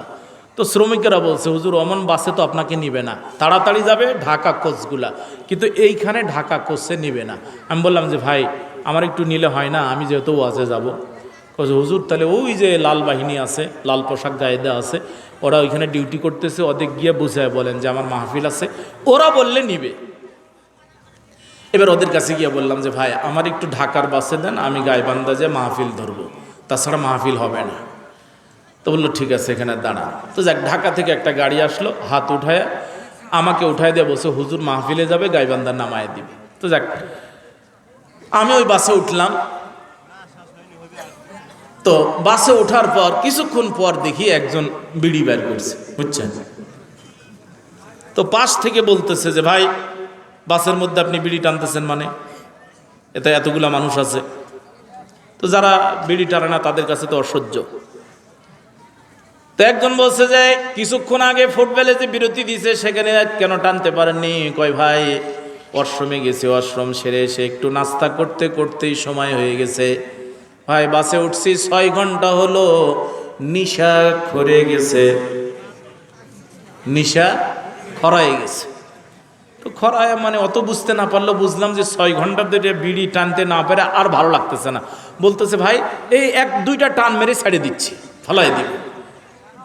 তো ওই হেল্পার আবার বলতেছে জান্না খুলে ওদিকে মারো, মানে ওই পার্টি আর কি, বুঝেননি?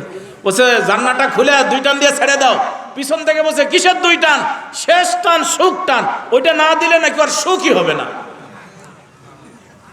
তো আমি তখন চিন্তা করছি ফাজিলে হাদিস পড়ানো হয়, সে হাদিসে এরকম আছে যে মানুষকে যখন কবরে রাখা হয় তখন তার কাছে 2 জন ফেরেশতা আসে। 2 জন ফেরেশতা এসে তার জীবন ফেরত দেয়, ইয়া জেলিসা নিহিমা, তাকে উঠায়া বসতে দেয়। তখন এখানে দুই দলের যে কোনো এক দলের মানুষ থাকবে, হয় আল্লাহর দলের নাহলে শয়তানের দলের। তো যারা আল্লাহর দলের তারা হাদিসে আসছে যে উঠে চোখ ডলবে, চোখ দলতে দলতে ঘুম থেকে উঠলে যেমন চোখ ডলবে আর বলবে, ফেরেশতাদেরকে হয়তো আল্লাহ মানুষের আকৃতি দেখে বলবে, ভাই আপনাদের তো এর আগে দেখিনি, চিনতে পারতেছি না, প্লিজ ভাই আমার একটু পানি দেন, উজু করি, আমি ঘুমায় গেছিলাম, আসরের নামাজের সময় বুঝি চলে যাচ্ছে, উজু করে নামাজ আদায় করে কথা বলবো, আমাকে কি একটু পানি দেওয়া যাবে? সুবহানাল্লাহ। তাহলে মুমিন ব্যক্তি ঘুম থেকে উঠে জীবন ফেরত পাওয়ার সাথে সাথে নামাজের কথা তার মাথায় আসবে।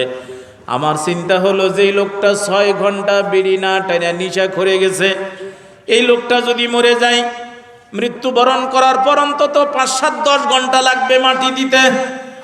এই 10 ঘন্টা 12 ঘন্টা 16 ঘন্টা পর কবর দিছে, ইয়াজলিসানিহিমা, ফেরেশতা এসে যখন তার জীবন ফেরত দিয়ে বসতে দিবে, এই লোকটা হঠাৎ করে হয়তো বলতেই পারে যে ভাই চিনতে পারতেছি না, আগুন আছে। হ্যাঁ, বলতে পারে না, মানে যদি কাছে না থাকে তাহলে যারে দেখে তারই যে ভাই আগুন আছে, মানে একটু টানবে আর কি। তো ফেরেশতার আর বোঝার বাকি থাকবে না যে কোন জিনিস, তাই না? তো এই জন্য ওই যে বিড়ির লাস্ট টানটা দেওয়ার পর যে মোথাটা ফালায় দিলেন, কোনো দিন একটা কুকুরে কি দেখছে যে বাড়ির মালিক হাড্ডি ফালায় দিলে দৌড় দিয়ে যায়, কিন্তু বিড়ির মোতা ফালায় দিলে কোনোদিন কি নিয়ে 2 টান দিছে কোনো কুকুর? তাহলে বোঝেন, আপনি টাইনে ওটা ফেলে দিলেন, মানুষ টাইনে ফালায় দিল, এটা কুকুরও জানে যে বাড়ির মালিক সৃষ্টির সেরা, ওই কুকুর কোনোদিন 2 টান মারেনি। হাড্ডি ফেলায় দিলে দৌড়ে যায়, কিন্তু বিড়ি ফেলায় দিলে দৌড়ে যায়, কোনোদিন কুকুর 2 টান মারেনি।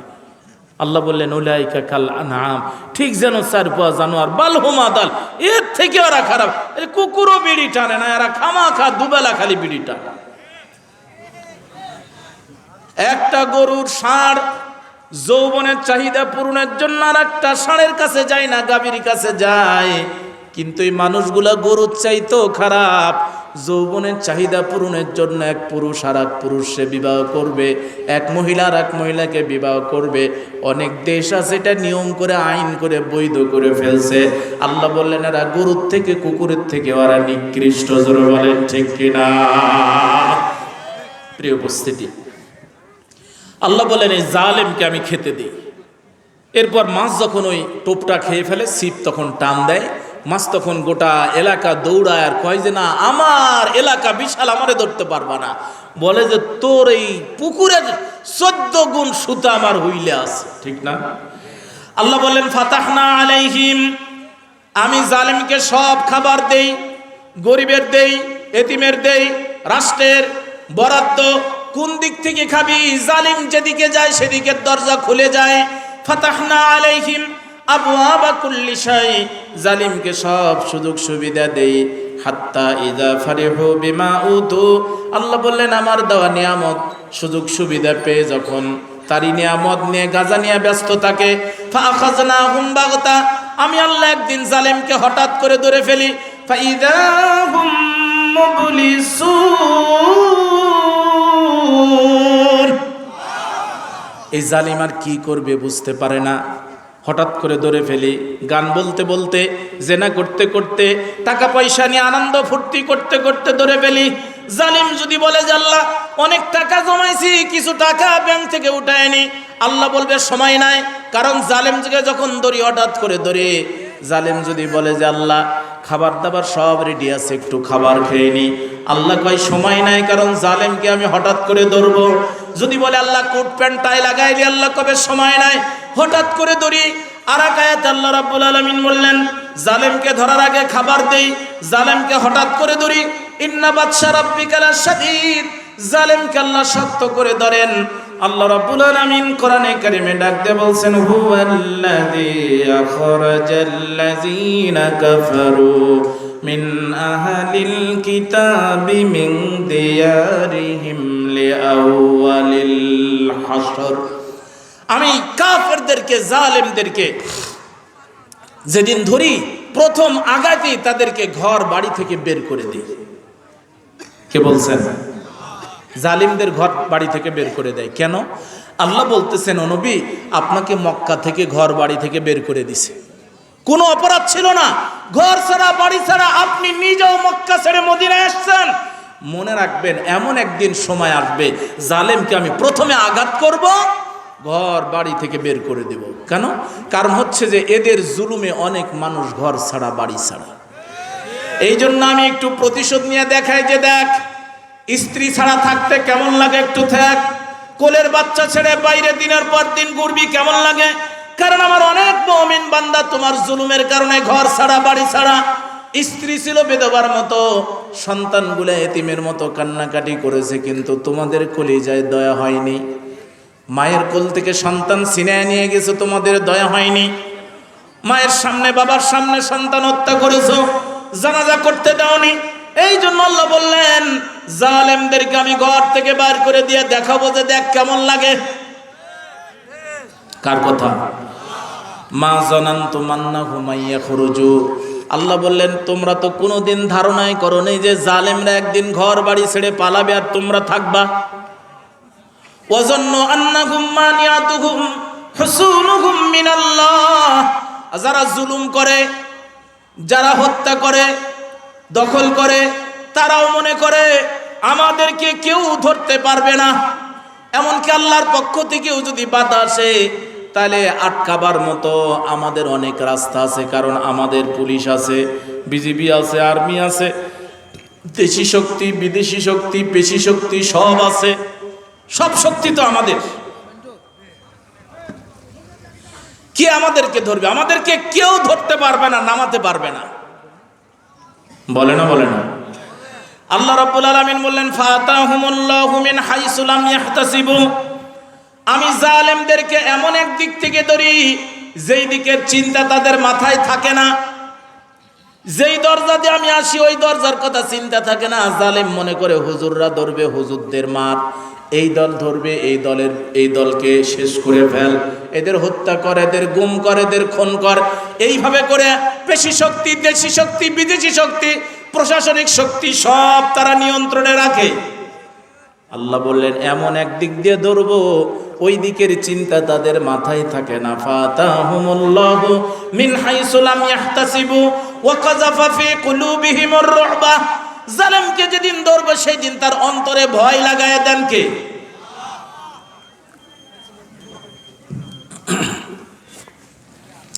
কাযাফা ফি কুলুবিহিমুর রুবা, অন্তরে ভয় লাগায় দেন। ইখরিবুনা বুয়ুতাহুম, এত ভয় লাগান যে জালেম নিজেই নিজের ঘর বাড়ি ভেঙে ভেঙে নিয়ে পালায় যায়। মাইকিং করে বলা লাগে না যে বাড়ি ঘর ছেড়ে পালাও। আল্লাহ বলছেন, আমি ভয় লাগায় দিই, ভয়ের ঠেলায় নিজেরাই নিজেদের ঘর বাড়ি নিয়ে পালায়। ইখরিবুনা বুয়ুতাহুম বিআইদিহিম ওয়া আইদিল মুমিনিন। প্রয়োজন যদি হয় আমি এই মুমিনদের দিয়া জালিমদের ঘর বাড়ি ভেঙে ফেলি। কে বলছেন? আল্লাহ বললেন, তোমাদের নিয়ে জালেমদের ঘর বাড়ি ভাঙবো। কারণ ইহুদিদেরকে যখন বের করে দিছে, তখন ওরা যায় বলতেছে যে এরা কেমন মুসলমান, আমাদের ঘর বাড়ি থেকে বের করে দিছে। এরা কেমন মুসলমান, গাছ গোছালি কাটছে। আল্লাহ বললেন, জালেমদেরকে আমি ঘর বাড়ি ছাড়া করব, কারণ এর আগে আমার বান্দাদেরকে এরা ঘর বাড়ি থেকে বের করে দিছে। প্রতিশোধ আমি নিব। কার কথা? আল্লাহ রাব্বুল আলামিন বললেন, ফাআতাবিরু ইয়া উলিল আবসার। কেন ঘর বাড়ি থেকে বের করি? কেন জালিমের ঘর বাড়ি ভেঙ্গে বিরান ভূমি করে রাখি? আল্লাহ বললেন, নতুন জালেম কিছু তৈরি হবে। কি হবে? নতুন নতুন। ওদেরকে বাইর করে দিছি, ওদের শিকড় কেটে দিছি, আবার নতুন করে কিছু জালেম গজাবে, নতুনদেরকে পুরাতনের বাড়িঘর দেখাতে। ফাআতাবিরু ইয়া উলিল আবসার, এ নতুন জালেমরা পুরাতন জালেমদের ভাঙা বাড়িঘর থেকে শিক্ষা গ্রহণ কর। আগের জালেমদের বাড়িঘর থেকে যিনি বের করে দিয়েছেন, আবার জুলুম করার সিদ্ধান্ত নিয়েছো, চাঁদা তোলার সিদ্ধান্ত নিয়েছো, ঘর দখল করার, মামলাবাজি করার সিদ্ধান্ত নিয়েছো। পুরাতন জালেমদের বাড়িঘর ছাড়া করেছেন যিনি, নতুন জালেমদেরকে বাড়িঘর থেকে বের করবেন তিনি। আল্লাহ বললেন, অনবিগো ফাতিলকা বুয়ুতুহুম খাবিয়াতাম বিমা যালামু। একটু ঘুরে ঘুরে দেখেন, বড় বড় জালেম ছিল, জালেমদের ঘর বাড়ি ভেঙে আমি বিরান ভূমি করে রাখছি। আল্লাহু আকবার। অনেক জায়গায় দেখবেন অনেক রাজা বাদশার বাড়ি ভাঙ্গা অবস্থায় আছে না?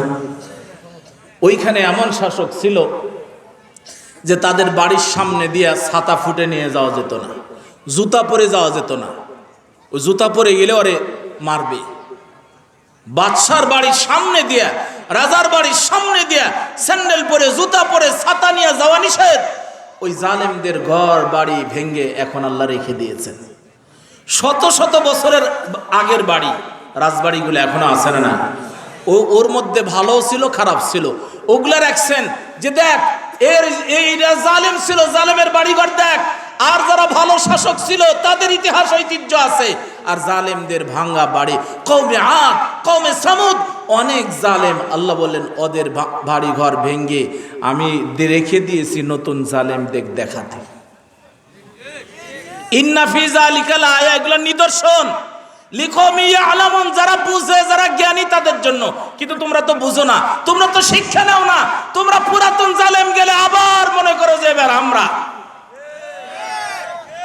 গত 5 তারিখের পর আমি আমার এলাকায় গেছি, যাওয়ার পর দেখতেছি পুকুরের মাছ তুলে যে যেভাবে পারে খাচ্ছে, সরকারি পুকুর।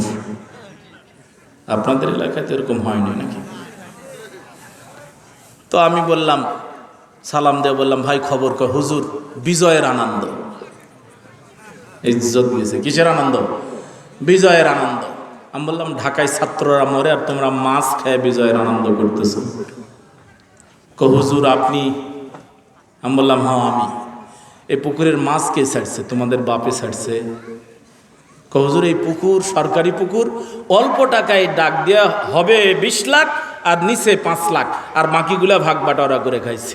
আমি বললাম ওরা টাকা ভাগ বাটোয়ারা করে খাইছে আর তোমরা মাছ ভাগ বাটোয়ারা করে খাচ্ছ। ওই জালেম আর এই জালেমের মধ্যে পার্থক্য কি? এরকম নতুন জালেম তো আপনাদের এলাকায় না। এরপর আমাদের ওই বরেন্দ্র এলাকার ধান বেশি হয়, ডিপ আছে, বরেন্দ্র ডিপ, সরকারি ডিপ। 5 তারিখের পর যাদের কাছে ডিপ ছিল, চাবি ছিল, তাদের কাছে গিয়া বসে, দে চাবি দে। কি দে? কয় এতদিন মেলা খাইছিস, দে চাবি দে। মানে একদিন ওই খাইছে, এবার এই খাবে। চাবি নাই, অলরেডি ডিপের চাবি নেওয়া শেষ।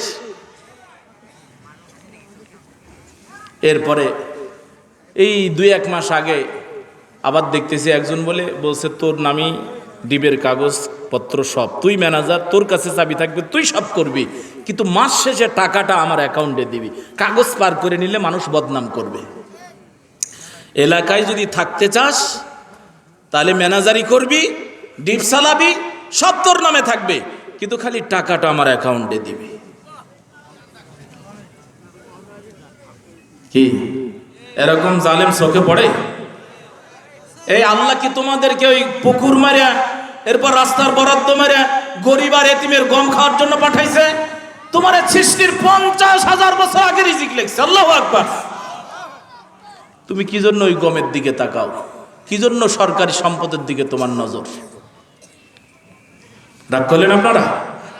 আল্লাহ বললেন এই জালেমরা যেন ধারণা না করে যে আমি খবর রাখি না, আমার কাছে সব খবর আছে। তোমারে কতদিন ধরা হবে ওইটা আমার কাছে হিসাব আছে। যেই দিন ধরবো, হঠাৎ করে ধরবো, ধরার আগে কি নিবি সব করে দিব। ক্ষমতা লাগবে, টাকা লাগবে, নারী লাগবে, গাড়ি লাগবে, বাড়ি লাগবে, সব দিব। একদিন হঠাৎ করে ধরবো, কি করবা আর বুঝতে পারবা না। কথা কাজ আল্লাহ। প্রিয় উপস্থিতি, আমি একেবারে শেষের দিকে আসছি।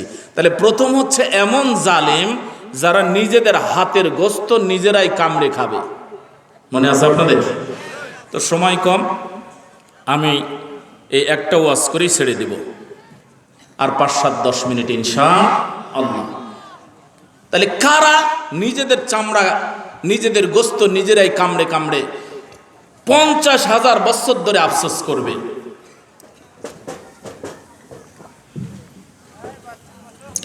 এই সূরায় জালেম আর মজলুমেরা আলোচনা করতে গিয়া আল্লাহ রাব্বুল আলামিন মক্কার জালেম কাফের বেঈমানদের কথা বলছেন, আর নবী এবং নবীর সাথীদের কথা বলছেন। মা বোন আসছে, জি মা বোন একটু মনোযোগ দেন, আপনাদের বিষয় ইনশাল্লাহ 5-7 মিনিট কথা বলে লাস্টে শেষ করব। আর এই সূরায় যুবকদের একটা কথা ছিল খুব মূল্যবান। যুবকরা আছে এলাকায়? আছে?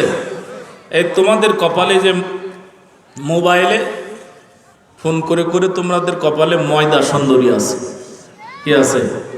ময়দা সুন্দরী। আর এই সূরার মধ্যে আলোচনা আছে ময়দা সুন্দরী না, ভালো পাবা কি করতে হবে এই সূরার মধ্যে আছে। দেখি সময় যদি হয় খেয়াল করেন তো। একদল নবীর সাথীদেরকে ঘর বাড়ি ছেড়ে জুলুম করে নবীকে পর্যন্ত বের করে দিয়েছে, তারপরেও হলো না, মদিনায় গেছে মারতে। আল্লাহ রাব্বুল আলামিন বললেন, কদ কানা লাকুম আয়াতুন ফি ফিয়াতাইনিল তাকাতা। একটু মনোযোগ দেন, 10 মিনিট। আল্লাহ বললেন, এই জালেম আর মজলুম এই দুই দলের মধ্যে তোমাদের অনেক শিখার আছে। কে বলছেন? কাদের শিখাচ্ছেন? আমাদেরকে। এই দুই দলের জন্য তোমাদের অনেক শিখার আছে, শোনো। কদ কানা লাকুম আয়াতুন ফি ফিয়াতাইনিল তাকাতা ফিয়াতুন তুকাতিলু ফি সাবিলিল্লাহ। দুই দলের এক দল হলো, এক দল লড়াই করে সংগ্রাম করে আল্লাহর রাস্তায়। ওয়া উখরা কাফিরাতুন, আর এক দল হলো কুফরির নীতি অবলম্বন করেছে, কোরআন স্বীকার করবে, ইসলাম স্বীকার করবে, এই কুফরির নীতি অবলম্বন করেছে, আমার বান্দাদের উপরে জুলুম নির্যাতনের পথ বেছে নিয়েছে। এই দুই দলের মধ্যে অনেক শিখার আছে, তোমরা শিখে রাখো। এটা বদরের যুদ্ধের সময় কথা বলছেন, যখন ওই মদিনার বদর প্রান্তরে দুই দল এক জায়গায় হলো রমজান মাস।